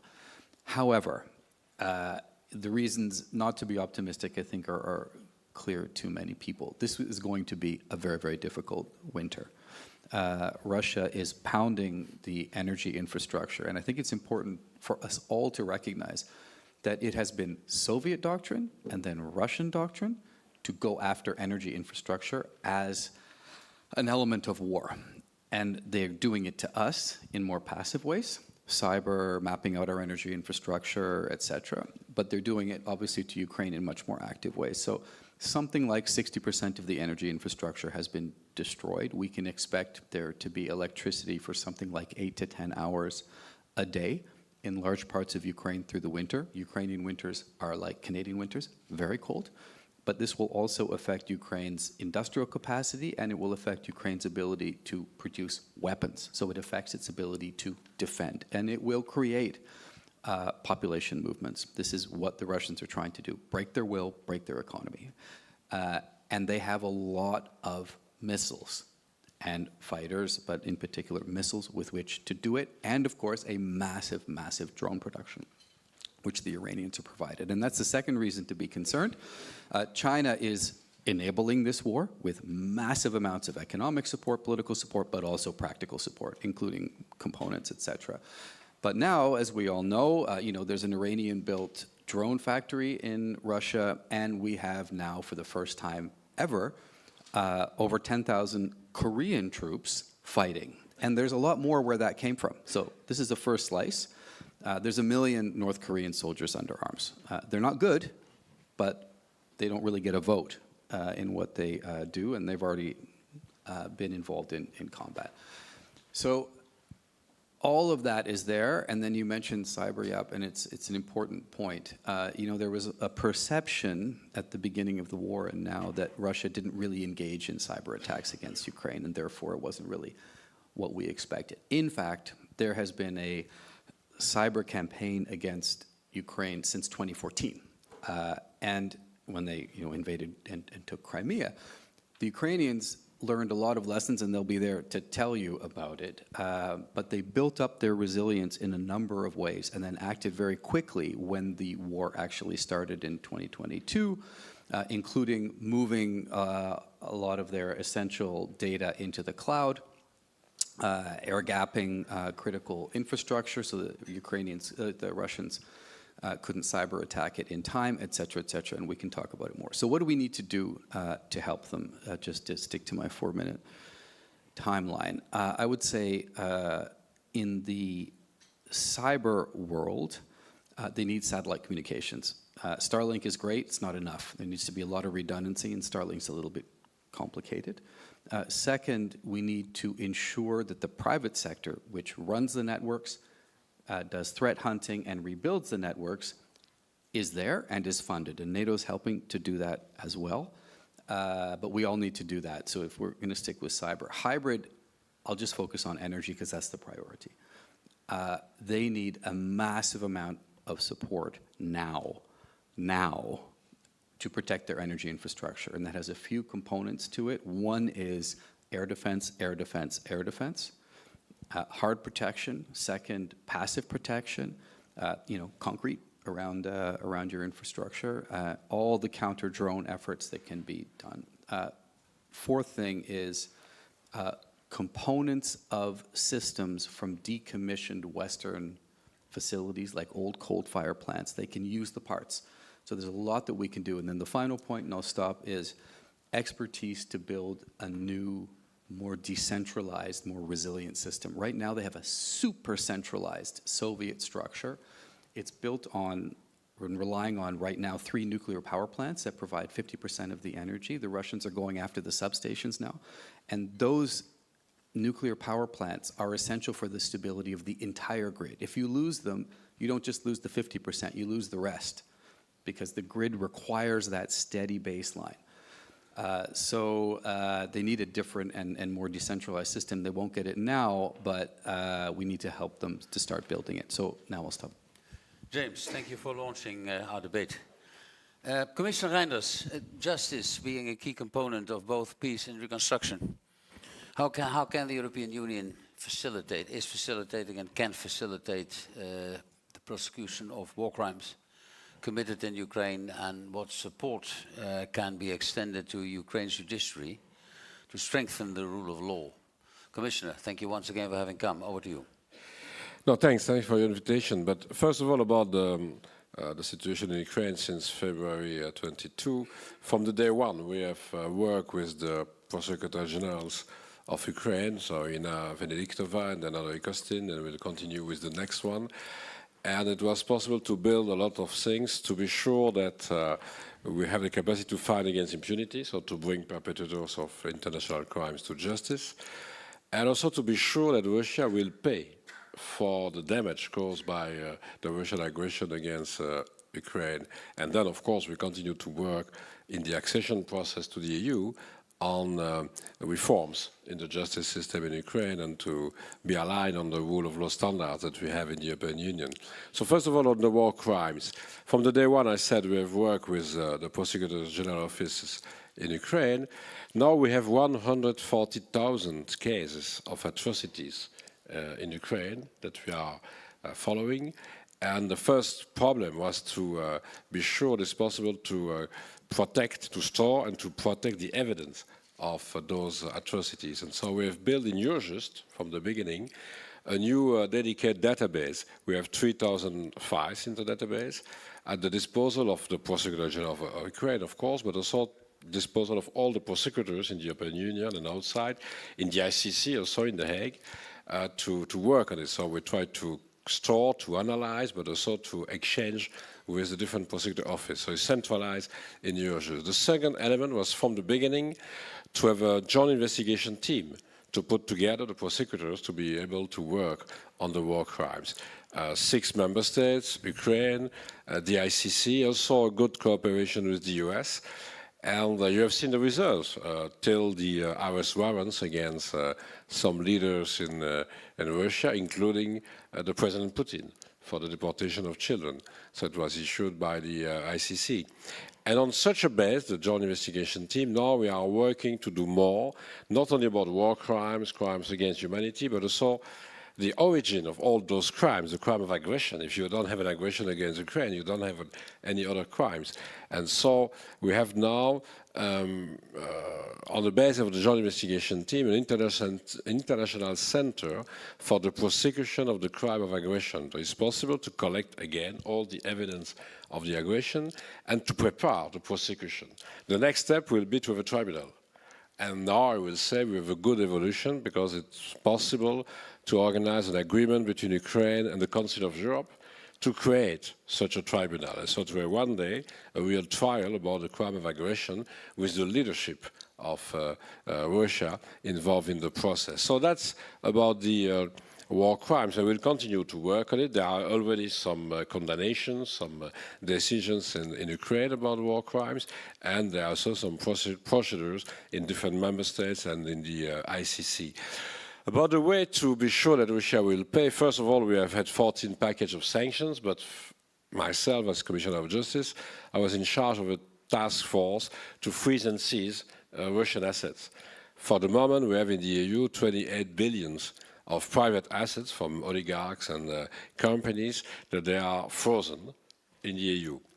But we have, at the worldwide level, but with a large part in the EU, around 270 billion euros immobilized from the Central Bank of Russia or other kind of similar organizations. And so with such a kind of decision to frozen those assets, it's possible to be sure that we have a guarantee of a payment from Russia for the damage caused by Russia. We have a register of damage now in The Hague again, and with the register it's possible for all the citizens to explain what they have had as damage on their properties, and it will be more and more extend to other kind of damages. After the register, we need to have a claim commission to decide about what are the real damage or not, and then to use what, but maybe the frozen assets. And now we are using the revenues of the frozen assets to organize new loans to Ukraine, but it will be important to use the frozen assets for the compensation for the damage caused by the Russian aggression. And last but not least, of course, that's for the war crimes, the national crimes, and the reparation for damages. But we need also to build, it's true, a real independent, qualified, and efficient justice system in Ukraine itself for the future, to be sure that we have a real governance in Ukraine and we have a real process with many reforms in the field of an implementation of our rule of law principles. And I will say we have seen huge progress, and it's very difficult to do that in Ukraine because you have the war and then the reform process. But in the accession process to the EU, we are giving a support to Ukraine, financial support, but also technical support, not only from the EU, also for the Venice Commission, to explain what is needed to do to have a better justice system. And the fight against corruption is moving on. I will say that we have seen in the last weeks and months again some high-level cases of corruption. And it's very important to see that. It seems to be strange, but it's a result of real fight against corruption in the country. And that's an important step forward. So we need to continue. And I will say, and the ambassador knows that, if we want to continue to have a support of all citizens to give the military, the financial support to Ukraine, we need to show that we are working also in Ukraine for a better governance, for a better justice system, for a real fight against corruption, and not to be blind about what is happening in Ukraine with the money that we are providing. So, again, that are the main topics that we are working on. Of course, there are many other things that the EU is doing, but in the justice field, it's a lot of work, and it was started from the day one. And I want to insist on the fact that it's the first time that we are doing that during the war, because we are speaking about prosecutions and trials about war crimes or crimes against humanity during the war. In the past, all the time, it was after the war that we have started. I know that there are many people speaking about Nuremberg and what was possible to do in Nuremberg, but it was after the capitulation of Germany and after the end of the war. We are not there. Thank you so much, Commissioner. In the discussion, I hope to hear a bit more for you, perhaps also on the EU accession process of Ukraine, how that is going. But I would like to go first to First Deputy Minister of Economy, as I announced, Alexei Sobolev. Minister, a warm welcome online here from Brussels. Question to you is obvious. How is the Ukrainian economy? What are the priorities? Where should EU and other states come to your assistance? What is urgent? You might say everything is urgent, but please, Minister, over to you. Thank you. I will echo some of the remarks that was made previously. So, like, Ukraine is not doing okay, but it's doing okay at the same time. So, for example, last night Iranian drone landed just across the street from my home. And last week, a friend died on the front line. He was a doctor and a science promoter. His name was Andrei Rybakov, call sign Fish, and he volunteered in 22 and saved a lot of lives. And we have to remind it because it's sometimes hard to get across how it is actually like in Ukraine. But some days are better than the others. So, for example, at the same time, economy grew 5.3% last year. It grows this year 4%, probably 3.5 by the end of the year. So there is growth, and Ukrainian businesses are resilient, and Ukrainian public is resilient. And the inflation rate is really comparable to other countries. Right now, it's in middle single digits. But the number and scale of issues that we face remain extraordinarily large. So logistical challenges, energy shortages, labor shortages, increased defense spending, and losses of exports of goods, and of course a lot of issues around the migration. So of course we need to balance it all, and we definitely do rely on the international financial assistance. So far, approximately around 100 billion in international financial assistance has been allocated to Ukraine since the full-scale invasion started. And we understand that this assistance is going to be decreasing in the future. So basically, the flow of funds from the taxpayers in the Western countries in EU to Ukrainian budgets going to decrease. So we need to look for other sources of funds. What are those? For example, the first one we talked about it already is of course Russian assets. Ukraine expects that these are the assets that belong to Ukraine. So Russia has to pay for what it did and has to pay for recovery. And we're really grateful for EU what you're doing in helping us get these assets next year. So the other source of funds is the business funds. So this is why it is very important for us as the Ministry of Economy to get these funds, because for Russian assets, we at least understand the amount, right? It's 200, 300 billion, and there's different programs, like for 50 billion, the ERA program. But for business funds, it depends on how we act now. This is the amount that we can change. So the business funds can come into Ukraine in two shapes, right? One is through Ukrainian exports, and the other one is through foreign direct investments from Western companies to Ukraine. So this is what the priorities for the Ukraine Ministry of Economy are: to attract Ukrainian investments and to promote Ukrainian exports. And I think this is a win-win situation for all our countries. We want more businesses from EU in Ukraine doing joint ventures, building, rebuilding, and providing like services in Ukraine and exporting from Ukraine abroad, because Ukraine has a lot to offer. And with EU, we have a really great tool for that. We have Ukraine Plan and Ukraine Facility, and we think in the government that this is like very strong tool. It just it doesn't only have like the reforms that we need to fulfill every quarter to receive funding into the budget. It also has an investment component, which is called Ukraine Investment Framework, which catalyzes the investment in the private sector, in the state sector. And I think this is a good scheme that not all the countries have. And we're kind of calling on our partners to do these types of long-term plans that stimulate investment in Ukraine. And also in the reforms that we're doing, that was mentioned, for example, in the rule of law section. So we passed a law to reboot Bureau of Economic Security. We're working on the new customs law to combat corruption there. So basically, Ukraine this year has around 300 commitments in different documents, like both Ukraine Plan, IMF program, enlargement report, World Bank programs, etc. So we're fighting. We're growing the economy. We're doing the the reforms at the same time, which is like really, really stressful. But this is the only way that we can move forward.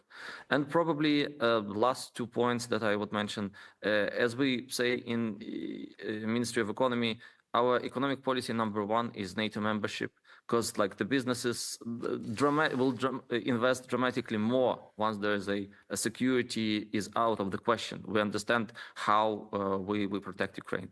And also that we calculated recently that regardless of the reforms, like no reforms in the world can help to grow the economy without the investment and technology transfer. So basically, we need to work together. And I think like Ukraine plan and Ukraine facility is a great framework for that. So we're doing reforms, we're getting macro-financial support, and we're getting investment and technology transfer to do like joint ventures in defense, in energy, in green transition industries to make both Europe and Ukraine stronger. Thank you. Thank you very much, Minister. We'll certainly in the discussion come back on a number of your remarks. I would ask Pierre Heilbronn, as I said, France's special representative, special envoy, I should say, for Ukraine relief and reconstruction. How are things, Pierre Heilbronn? How are things there? And what more could be done or should be done, perhaps? And how is it being done? Please, over to you. Thank you very much, and very happy to be here.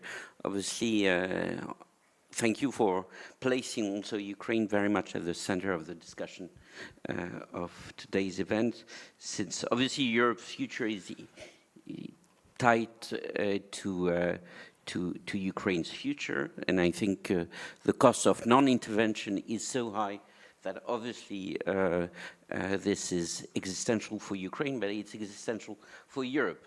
I think it's important to remind us of that. But also it's very important because it will reshape also through EU accession, Ukraine's accession to the EU. It will transform Europe in very deep ways, European policies in many, many areas. You mentioned obviously the assessment of the situation and the assessment of the amount of what has been destroyed and what has to be rebuilt in a way.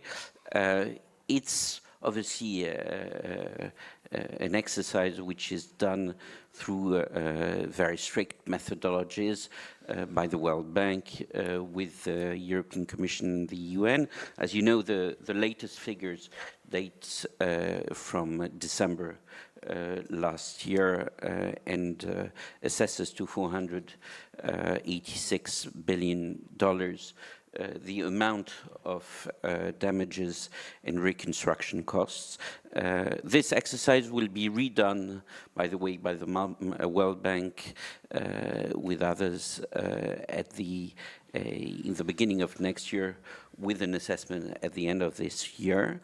And it shows that this destruction and this reconstruction needs are both at the national level, but also very much at the local level. And I think galvanizing also these different levels with the private sector is one of the elements which is really critical for when we talk about reconstruction. There are other assessment tools, one of them being the more judicial one, which has been put in place by the Council of Europe in 2023 with this register of damage for Ukraine. I think this will be refined in the next months and years, with already a lot of claims linked to housing by individuals. This will expand also to other areas. But I would like maybe to focus more on how we can support the efforts of reconstruction. Oleksiy mentioned some of them. Obviously, the first one is a prerequisite, which, by the way, questions the way we are thinking about support to Ukraine, sometimes in silos between the civil aid and the military aid, because one of the prerequisites is security. And security is air protection, is obviously active, but also passive defense of energy infrastructures.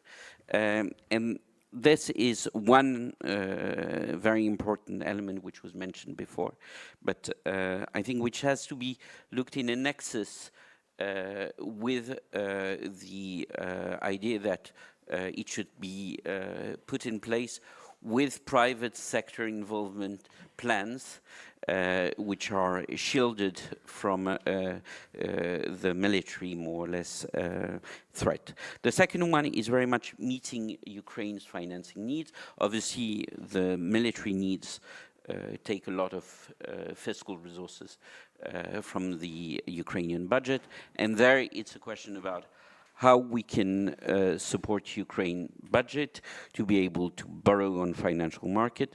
And Alexei mentioned, I'm sure we'll have questions on that on our ERI loans. We've put in place, after long discussions, this $50 billion use of the frozen Russian assets, which is quite huge because it more or less covers all the needs of for Ukraine in financial terms, not only for this year, but for next year. So we have now time also to think a little bit more longer term, and it's a very important element. The last one dimension is private sector. Everybody is talking a lot about private sector. There are not so many new private sector coming to Ukraine, unfortunately. I'm happy to say that 2 weeks ago there has been conclusion of the largest private sector deal in Ukraine since, in fact, the last 15 years, which is in the telecom sector. French entrepreneur Xavier Niel, who has decided to invest 1.5 billion euros in Ukraine, buying the fixed network and the third largest mobile network. But there has to be more of that, and I think France has. France has a special responsibility there because French companies are the first foreign employers in Ukraine, having more than 25,000 Ukrainian staff in Ukraine, in banking, in agribusiness, in construction, in many other sectors. How we can do that is obviously how we can leverage European development institutions. How we can do that is also putting in place the whole toolbox, which ensures more or less investments in Ukraine. And I would end just by saying that reconstruction is not only an economic issue, and rebuilding a country and a nation is also healing its people, and also transforming the country or the social fabric of the country, and the importance of everything which has been said on the judiciary, the rule of law, but also the empowerment of one of the most vibrant civil society in the world, which is a huge asset for Ukraine and its future. Thank you so much. It's good that one of your last words was civil society, because we're going to focus on civil society. With Alexandra Matvichuk, as I said, Nobel Peace Prize laureate, European young leader. What role, Alexandra, do you see for civil society, and then both in Ukraine, but also, of course, here with us and in Europe and more in general? Please take the floor. Thank you very much for providing me a floor. I would like to focus on 3 issues. And I think that the first role of civil society is to remind that we have to rethink our approach to global security. As a human rights lawyer, I have often been heard that freedom is important, but security issues, geopolitical interests, or economic benefits are much more significant. The fault of this approach is that freedom and peace are inextricably linked, and states that grossly violate human rights provide a threat not just to their own citizens, but to the peace and security in general. And Russia is a clear example. When the world scarcely blinked to the illegal annexation of Crimea, which was unprecedented in post-war Europe, it's just encouraged Putin to go further. And now, as a human rights lawyer, I found myself in a situation when the law doesn't work, because global security starts from human security. And now I would like to emphasize that Europe needs Ukraine no less than Ukraine needs Europe in order to defend freedom and to provide global security. Second issue which I want to mention is that we in time of crisis, and time of crisis more than anyone other time needs responsible leadership, because Russia has always been proactive and enjoyed impunity for decades. Russia for decades committed something horrible, used wars and the war crimes, and then presented it as a fait accompli, creating a new reality and push international community to reckon with it. So when I hear the question, what is your Ukrainian civil society vision, how to stop Russian aggression, or more generally, what Ukraine as a state is planning to do, I think this is a wrong question to ask. We need to have our common strategy, because it's not just Ukrainian problem that Russia decided to break international order, to impose their rules to entire international community, and even forcibly changed internationally recognized borders. And Russia is empire. Empire has a center but has no borders. And if he not be able to stop Putin in Ukraine, he will go further.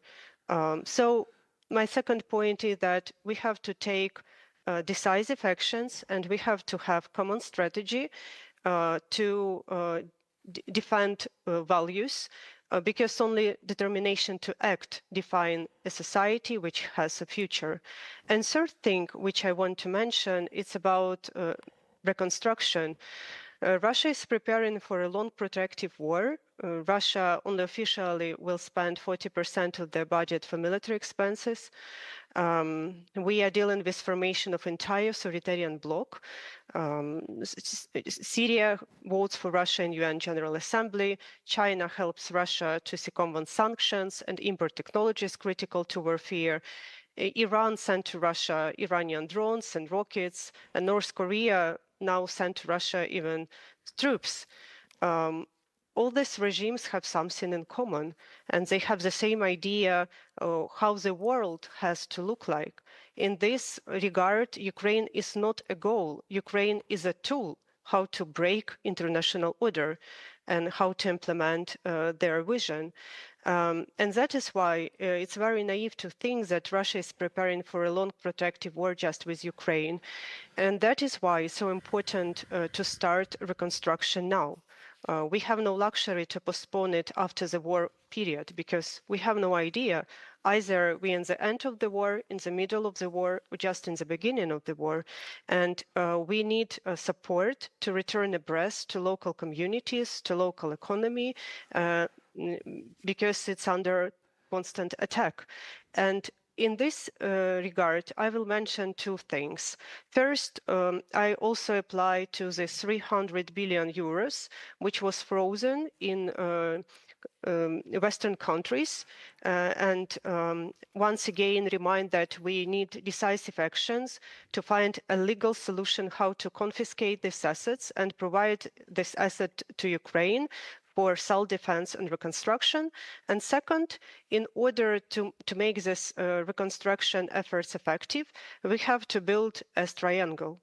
We have to work not just on level of national authorities and international partners, but also to include civil society in a broader meaning. I mean, local mayors, local city councils, local business, local communities, local NGOs, because civil society is a driving force for all good reforms and development in countries of transit, and Ukraine is on a way of democratic transition. Thank you. Thank you very much, Alexandra.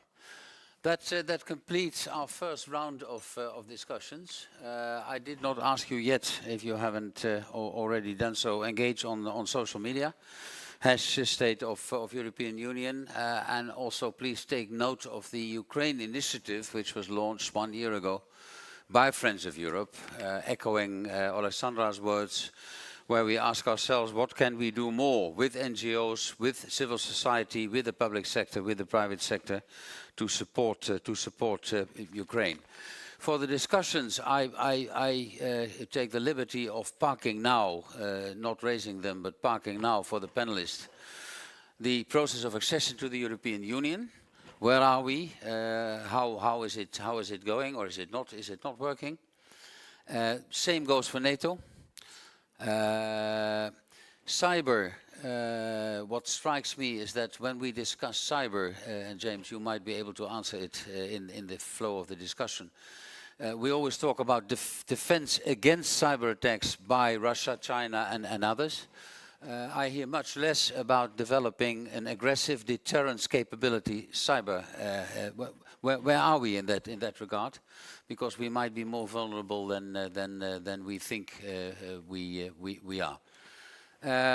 I'll open the floor, and please, as usual, I mean the procedure is no speeches. A question, preferably to which of the panelists you would like to ask this question, your affiliation, and I would like to recognize first the Portuguese State Secretary for National Defense, Ms. Ana Isabel Javier, if I pronounce that correctly. And here is the State Secretary. Madam, would you like to kick off our discussion, and then I'll try to be be as a good justice as possible by giving anyone the floor. Madam State Secretary. Thank you, Ihab. Thank you so much for having us. Very brief, two short comments. The first one is that Lisbon and Kyiv are more than 3,000 kilometers apart. But does that mean that distance tears us apart? Of course not.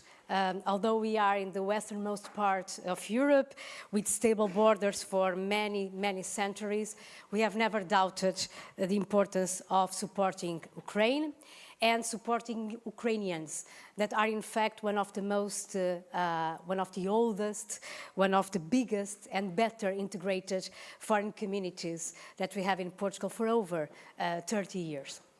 But in addition, let me also give you 4 clear illustrations on how distance is not relevant when we talk about security and the role that Portugal has been playing in this regard.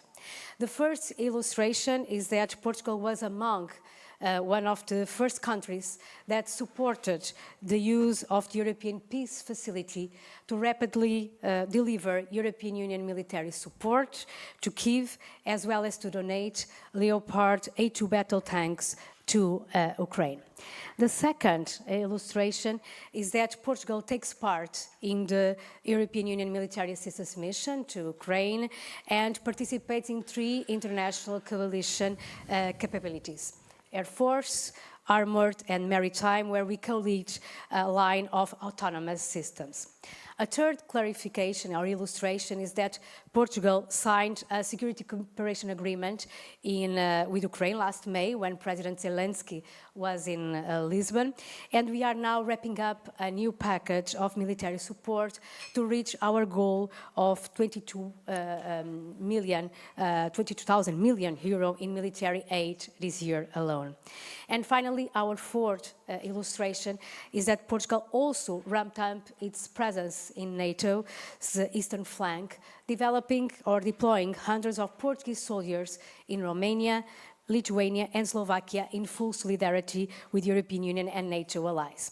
My second and very short last point is that Portugal, although everything I mentioned, has not reached the 2% of GDP in defense yet. Does it mean that we are not committed? Of course not. And in fact, I would like to share with all of you that probably the most important and distinctive role of Portugal in this matter is in supporting Ukraine takes place outside of the Euro-Atlantic area. And that was one of the issues that was already mentioned before, how we can support Ukraine outside Europe. In fact, while most of our discussions are taking part focused on Europe, a battle of narratives are happening in what we call the plural South. Russia continues to increase its presence and influence in South America, in Asia, and especially in Africa. Russia is employing its influence to pierce through its international isolations, to evade sanctions, like it was mentioned before, and to get access to natural resources that fuels Putin's regime and war machines. That's why when we are talking about recovery and reconstruction, we cannot focus so much on how much we spend, but how we spend. When we talk about recovery and reconstruction, it cannot be about the money we invest in Ukraine, but how we invest the money in Ukraine. We need to make our investments coherent and efficient in short and long term. So thank you so much. It's very important for Portugal to share our position, because usually most of the people believe that Portugal, again, as being so far away from Kyiv, has not a distinctive and active role in playing in this issue. So thank you very much. Thank you very much. Thank you. Thank you so much. I'm going to the first question. Microphone is coming up your way. Well, thank you so much, and good to see all colleagues. First of all, a question on your name and affiliation. yeah, sorry, yeah, Jeppe, my name is Jeppe Kofod. I was a foreign minister in the last Danish government. So my first question will go to both Alexandra and also you, Mr. Rendels, because war crimes and collection of evidence is very, very important.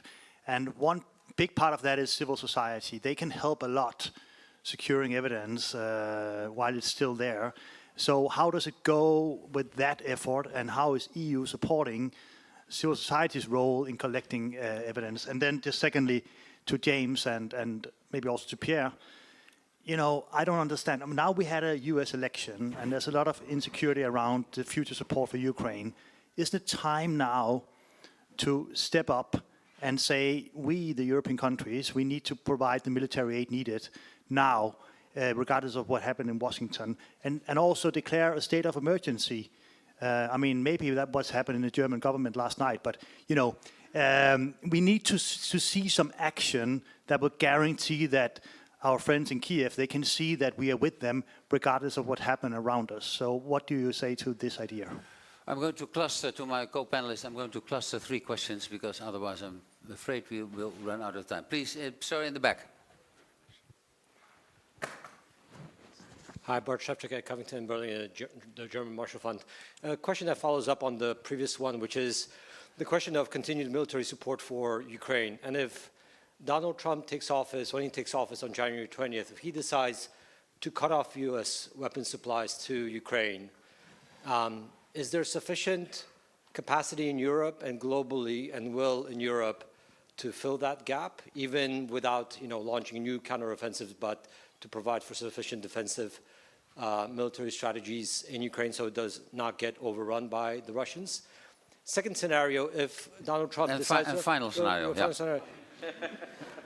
But important, if he says, no, actually, I want to continue supplying weapons to Ukraine, but I want Europeans to buy them, to finance them, do you think Europeans would come up with the 100, 200 billion over the next 4 years to continue the weapon supplies, but now being shouldered by European taxpayers? Thank you. Thank you. Finally, in this round, yes, please.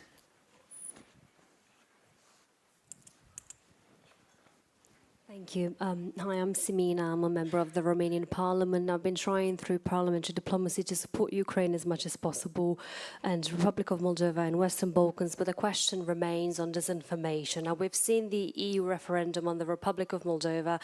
That was really close. And what I can tell you is that Romania also suffers from disinformation. So back home, we're trying to fight this, whether it's on TikTok, whether it's on Facebook, or whatever the social media platform is. I think this is a really threat to democracy, and I don't think we address it that well. So my question to you, how do we really fight disinformation? Because I know there's a fine line between freedom of speech that, you know, Elon Musk and Trump talks about, they all talk about this, and what we can actually try and make it sound like, oh, we're not allowed to talk about this because this is disinformation. So what are your thoughts on this? Just so you know, in that side of Europe, disinformation is still really, really high. And I'd like to say hello to my colleague Alexandra from the Millennium Fellowship. We just started together at the Atlantic Council. I'm very happy to see her on the panel. She's a rock star. Thank you. Thank you very much. Commissioner, would you... But maybe first of all, about war crimes and civil society. So I know that there are many organizations on the ground trying to collect evidence. But we have said from the beginning, there's a huge difference between evidence collected to alert the public opinion through the media and evidence collected to go to justice. And so we have asked, and it's done, to Eurojust and the ICC to provide guidelines to the civil society organizations to explain how it's possible to protect evidence, to be sure that it will be possible to use those evidence in justice, because it's not the same to try to have a buzz on the social media, on real information in the newspapers, and then to go to justice. But it's done. And so now we are working more and more with also the way to collect evidence by the civil society organizations. Just one remark about the wake-up that we have had yesterday with the result of the elections in the US. Now there is a informal European Council in Budapest, and so we are looking for some reactions at the EU level. First of all, we need to continue to promote a transatlantic partnership. It's very clear. It's maybe difficult, but I've had the experience myself to work during 4 years with the Trump administration. It's not the first time that we have to do that, also in the NATO.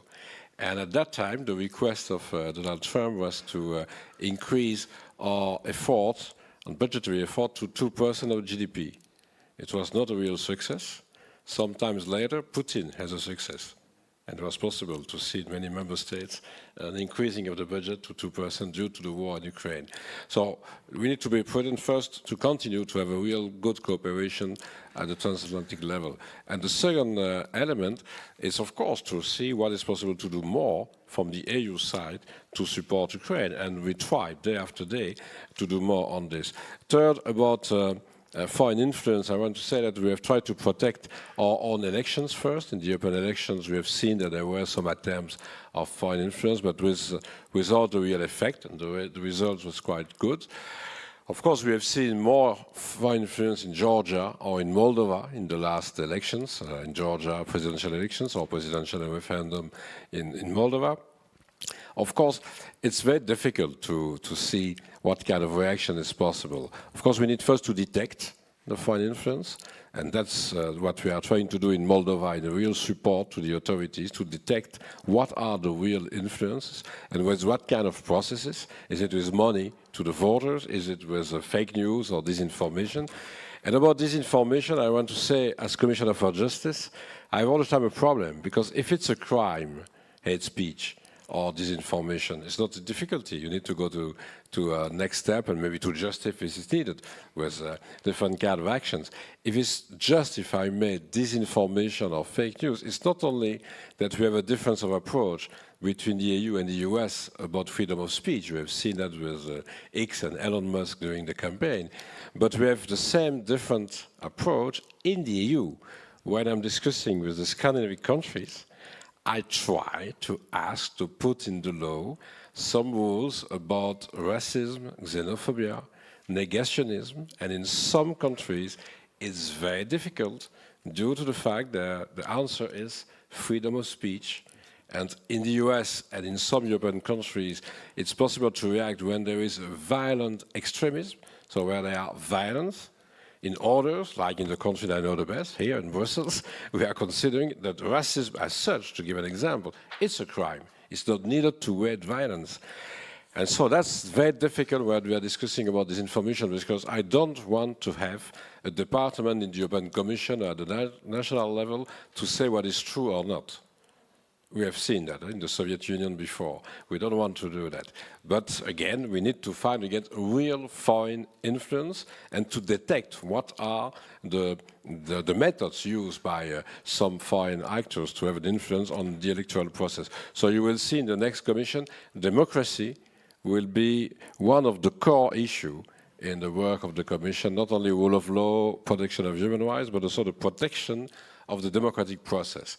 But again, freedom of speech, different political visions, and something else than a real unacceptable foreign influence or action to have a real influence on the voting system. Thank you.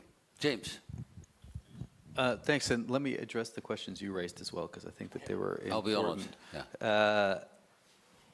And maybe they're a little bit linked. I think you talked about cyber deterrence. I think, and this relates also to disinformation, meaning while we have successfully at least kept NATO and EU countries obviously out of actual combat in Ukraine, there is a constant hybrid attack against us across the spectrum. So disinformation, political interference, cyber, now sabotage, forced migration. And when I say sabotage, these are, and potential assassinations, as we saw against the head of Rheinmetall, these 3 incendiary devices that could have taken down planes. The Russian risk appetite has gone up, and they are willing to cause casualties in a greater number than they used to be. And that includes, of course, when it comes to cyber, but it's not just the Russians. When it comes to cyber, the Chinese are engaged in a dedicated program of pre-positioning of malware across our infrastructure to be able to soak up data and to be able to cause real friction in the systems. And in the context of a China-Russia no-limits partnership, that has wider implications. So I guess the basic point I'm trying to make is we've done a lot to build resilience. EU has done a huge amount. But you can't out-resilience your way out of this problem because the Russians can escalate and escalate. They know we're not going to go into the military sphere, or so they think. And as a result, there is a real escalation management challenge. And we have to re-establish, not just in the military sense and in the nuclear sense, but in the hybrid spheres, which is harder, deterrence and escalation management. It's harder to do. We're gripping it in NATO. And I think not to talk about cyber too much, but just 2 points. One is President Biden spoke to President Putin a few years ago and said, these things are off limits. These are the red lines. And if you cross them, there will be a retaliation. And the Russians backed off. So you can establish some deterrence, even cyber to cyber. But I think the important thing to know, and this Ukrainians know this very well, is you don't have to respond vector to vector.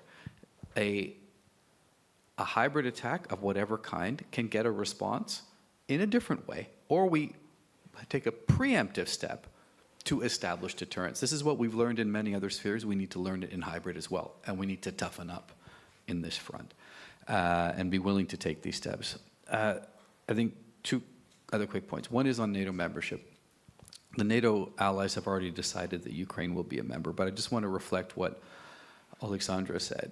I think what we have to recognize is we have a generational problem with the Russians. They have closed off their information space, and the Kremlin is teaching all generations of Russians, down to the youngest, that the collective West is out to dismantle Russia, to attack Russia, to contain Russia, to stop Russia. Well, we don't want them to expand, that we will do. But if we and we're going to have this problem. We have to manage a generation of an aggressive, paranoid, expansionistic, and extremely well-armed Russia supported by other autocracies. That is the reality we have in Europe now. And Ukraine is an essential keystone to helping to manage this problem, including through NATO membership, which will come. But they are the best at fighting the Russians. They have demonstrated they can do it. They've demonstrated they're willing to do it. And Ukraine wants peace as much as, or more than anyone, coming back to where you started, but they won't accept peace on their knees or peace in the grave. And we need that kind of will and capability in NATO, and we're looking forward to having them as members as soon as the political environment allows for it. Thanks, James. Very, very briefly, because very brief, just one word. I fully agree that we need to work together against cyber attack coming from outside our world, NATO or EU.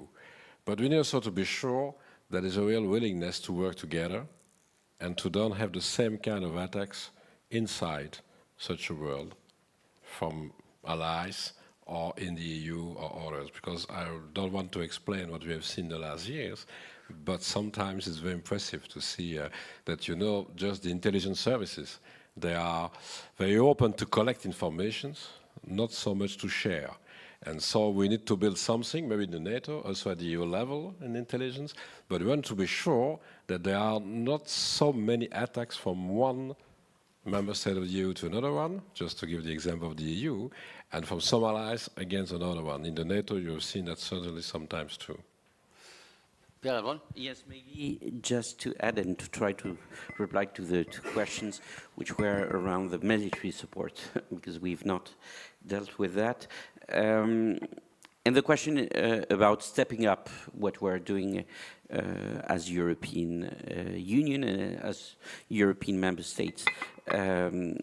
Obviously, you will not be surprised from a Frenchman saying that defense issues have been always on top of our priorities, and we always said that obviously, in a way, whatever was happening around or beyond European borders, we had to equip ourselves to be able to assure the security and safety of our continent. So the question of stepping up massively our effort in Europe is obviously for us, and I think as President von der Leyen said in her speech at her hearing, is very much one of the top priorities of the European Union. This doesn't mean, by the way, that it's at the expense of anybody. It's exactly as we discovered hard dependency through the COVID crisis to some part of the world on some value chains, to be able to be less dependent on certain issues than we are today.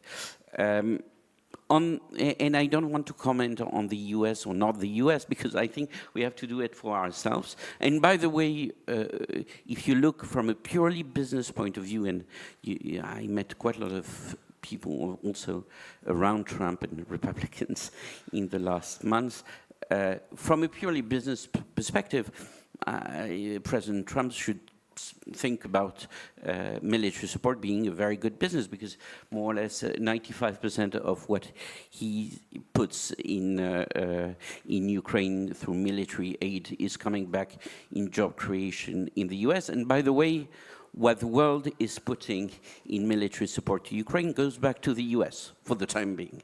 So the question is, by the way, telling that to the European taxpayers may lead to some reflections about also our capacity to create this industrial base on the continent, which means in the European Union, but also in Ukraine, and putting the right incentives to make it happen. Because we are talking about war economy, and we are in all speeches.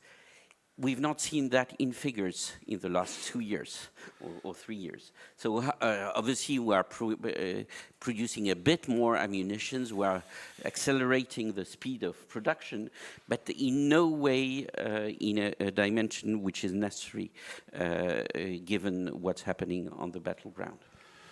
Thank you. Second round, and please be specific to what panel member you ask the question, because we can't have 5 answers on all the questions. Karin van Gennep.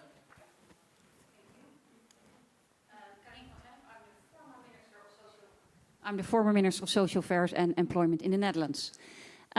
Question on people, actually. When we're talking about reconstruction, we also have to really think about the Ukraine displaced persons. When I look in our own country, we have a lot of Ukraine displaced persons, refugees, that are quite well integrated into the Netherlands. Their children go to school, they learn Dutch. And then, that would be my question to Ukraine, but also to Europe. Then Ukraine people want them back, hopefully one day when they can rebuild their country. And then we are looking at families who are quite well integrated into Europe. How are we going to make sure those people actually want to go back to Ukraine? And the second question that's related to that is we will face hundreds of thousands of people coming out of the military, probably physically and mentally hurt by fighting a war for many years. Are we well prepared to actually reintegrate them into society? Whether that's in the Ukraine, when they stay in the Ukraine, or whether that's in our European countries when they come to join their families who are so well integrated into our member states.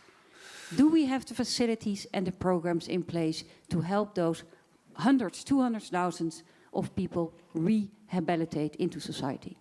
Thank you. Topic for a separate conference, by the way. I'm going to this question, and then we go to Ukraine, because to the Minister and Alessandra. Brief question, please, because we are running almost out of time.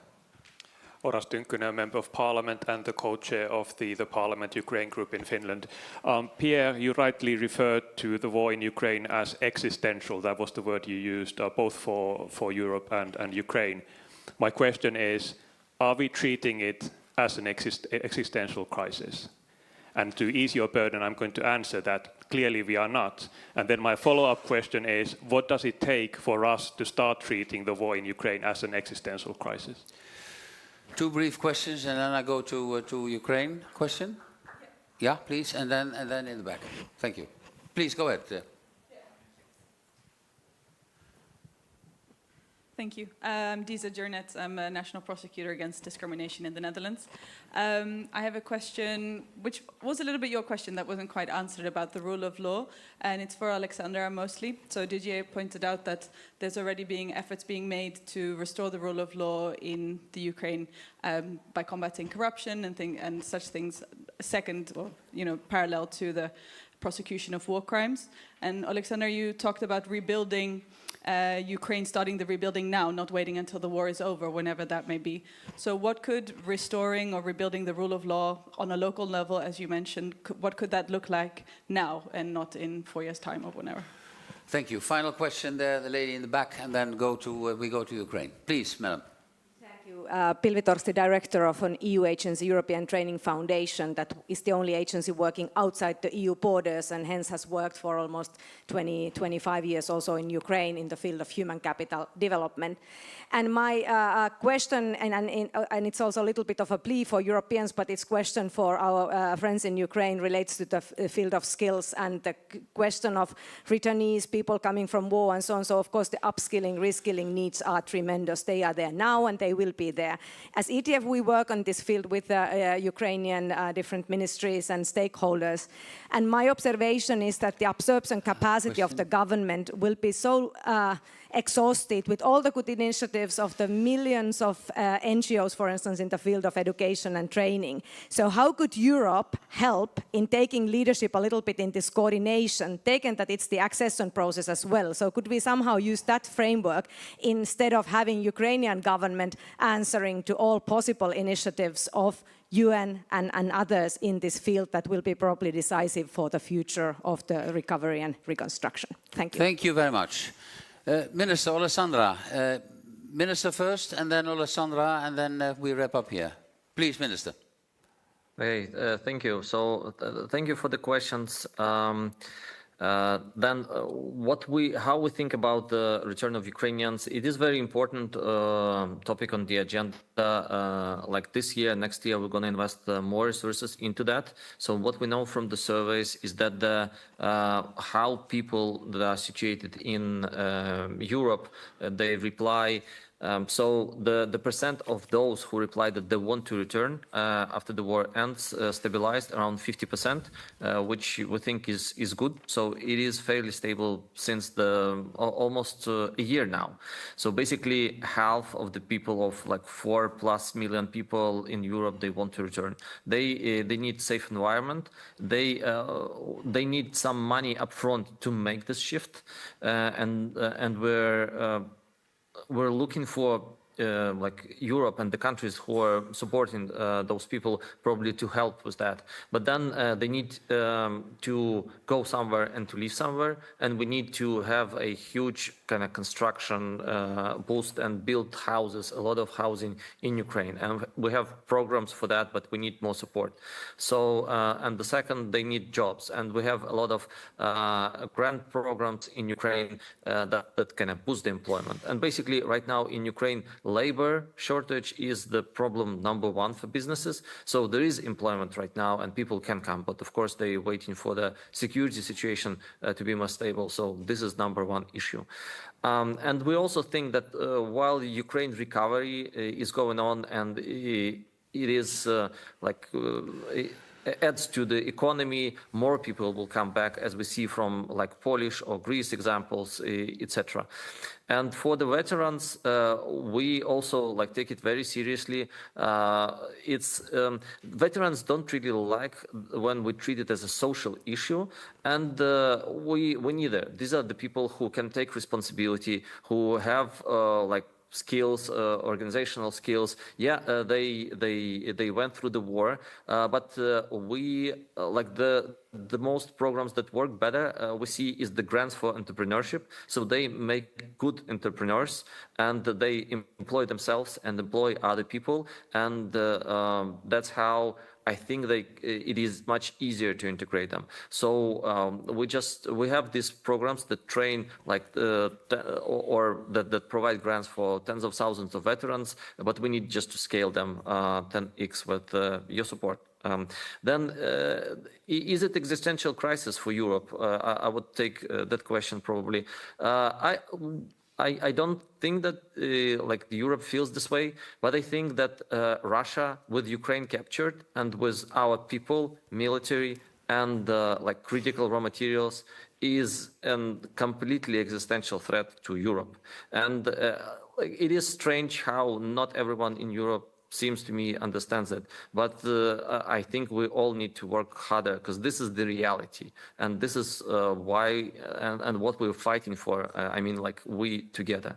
And for coordination, the last question, the government is indeed stretched. So we have 3 regular jobs. One is doing day-to-day operations, then we do reforms, then we do war management, and we do international relations. And this is 3 times your average hours. Yeah, we need more coordination, but we have a donor coordination platform. I think this becomes a really practical instrument, and we should all, with all the support and all the different support programs, should tie around the programs that exist. So for reskilling, for example, we have Skills Alliance, then we gather the countries and we coordinate around a aim of retraining hundreds, thousands of people across the next 4 years. So basically no need to invent something new. I think in the last 2 years, we built a lot of the coordination infrastructure. Pierre is also a big part of this effort and helps us a lot with that. And just join the existing kind of forums or groups or alliances, and that's how it is easier on the government side to coordinate. Thank you. Minister, thank you so much. Alessandra. Oh, thank you for your questions. First, I work directly with people affected by this war, and I know for sure that they need to restore not just their broken lives, broken families, broken visions of the future, but also their broken belief that rule of law is effective and justice is possible, even though delayed in time. And that is why it's mean that Ukraine, as a state, at least in the fields where they can control, have to provide this feeling of justice and rule of law for our own population. And this means that we have to go further on Euro integration path, because when we speak about corruption, it's not just misuse of power. For countries who restore from post-totalitarian trauma, it's also issue of security and issue predictability. It's an issue of lack of effective mechanisms, how people can defend their interests and their rights. Second issue, which I want to mention, and sorry for my background, it's a cat, he has his own rights and I can't stop him to appear in the Zoom. Second issue, it's issue of refugees, and for sure, it's up to people to decide where they want to live. But among them, there are a lot of people who want to return, like my mother. My mother also is a refugee. And when she came to Kiev in summer, and she suddenly appeared in Russian bombardment, and next day she packed her baggage and returned abroad. So when Ukraine get more air defense systems and missiles to be able to protect peaceful cities and Ukrainian civilians, it's provide opportunity for at least part of Ukrainian refugees to return. And last thing which I want to mention, this is probably the most documented war in human history. Only our initiative, together with other human rights organizations, jointly documented more than 80,000 episodes of war crimes. And my question is, For whom do we document all this crime for? Does justice is a privilege only for victorious states or not? If not, why we still discussing of creation of special tribunal on aggression, knowing that all atrocities which we documenting, it's result of the leadership decision of Putin and his surrounding to start this war? If justice is not a privilege, why are we still discussing that whether or not this special tribunal have to get a power to overcome immunity, which Putin has according to international law? We still look to the world through the lens of the Nuremberg trial, but Nuremberg trial, it was an essential step to establish law and justice in past century. We live in new one. We must go further. Thank you, Alessandra. Thank you so much.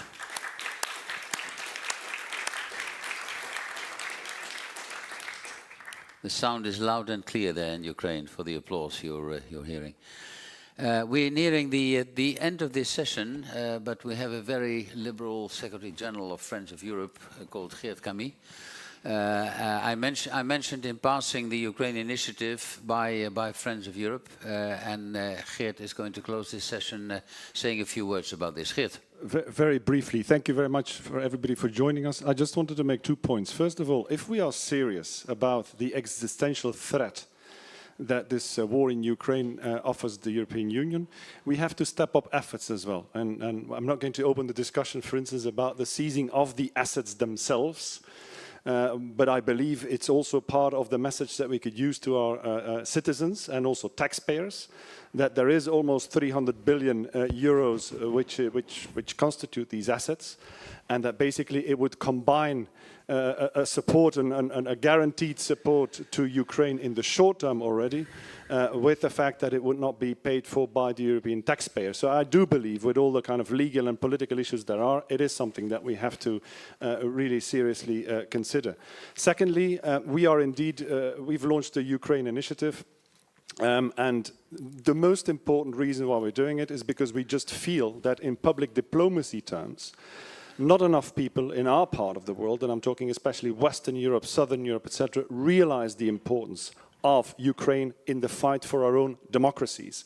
So I just call upon all of you here, and a number of you are already active in kind of parliamentary groups and exchanges. I think we just have to join up the dots. There's loads of great initiatives, and what we're trying to do at our level is modestly combine some of these initiatives to scale up, because I think that's what we need, and across silos as well, bringing in the business sector, etc., and see how collectively we can support Ukraine. But as Alexandra was mentioning, it should not be Ukraine-Europe, it should be a joint effort, because I think Ukraine is part of Europe and is part of our own fight against authoritarianism. So everybody who's interested, has ideas, wants to be engaged, let us know, and we will continue to be in touch. Thank you.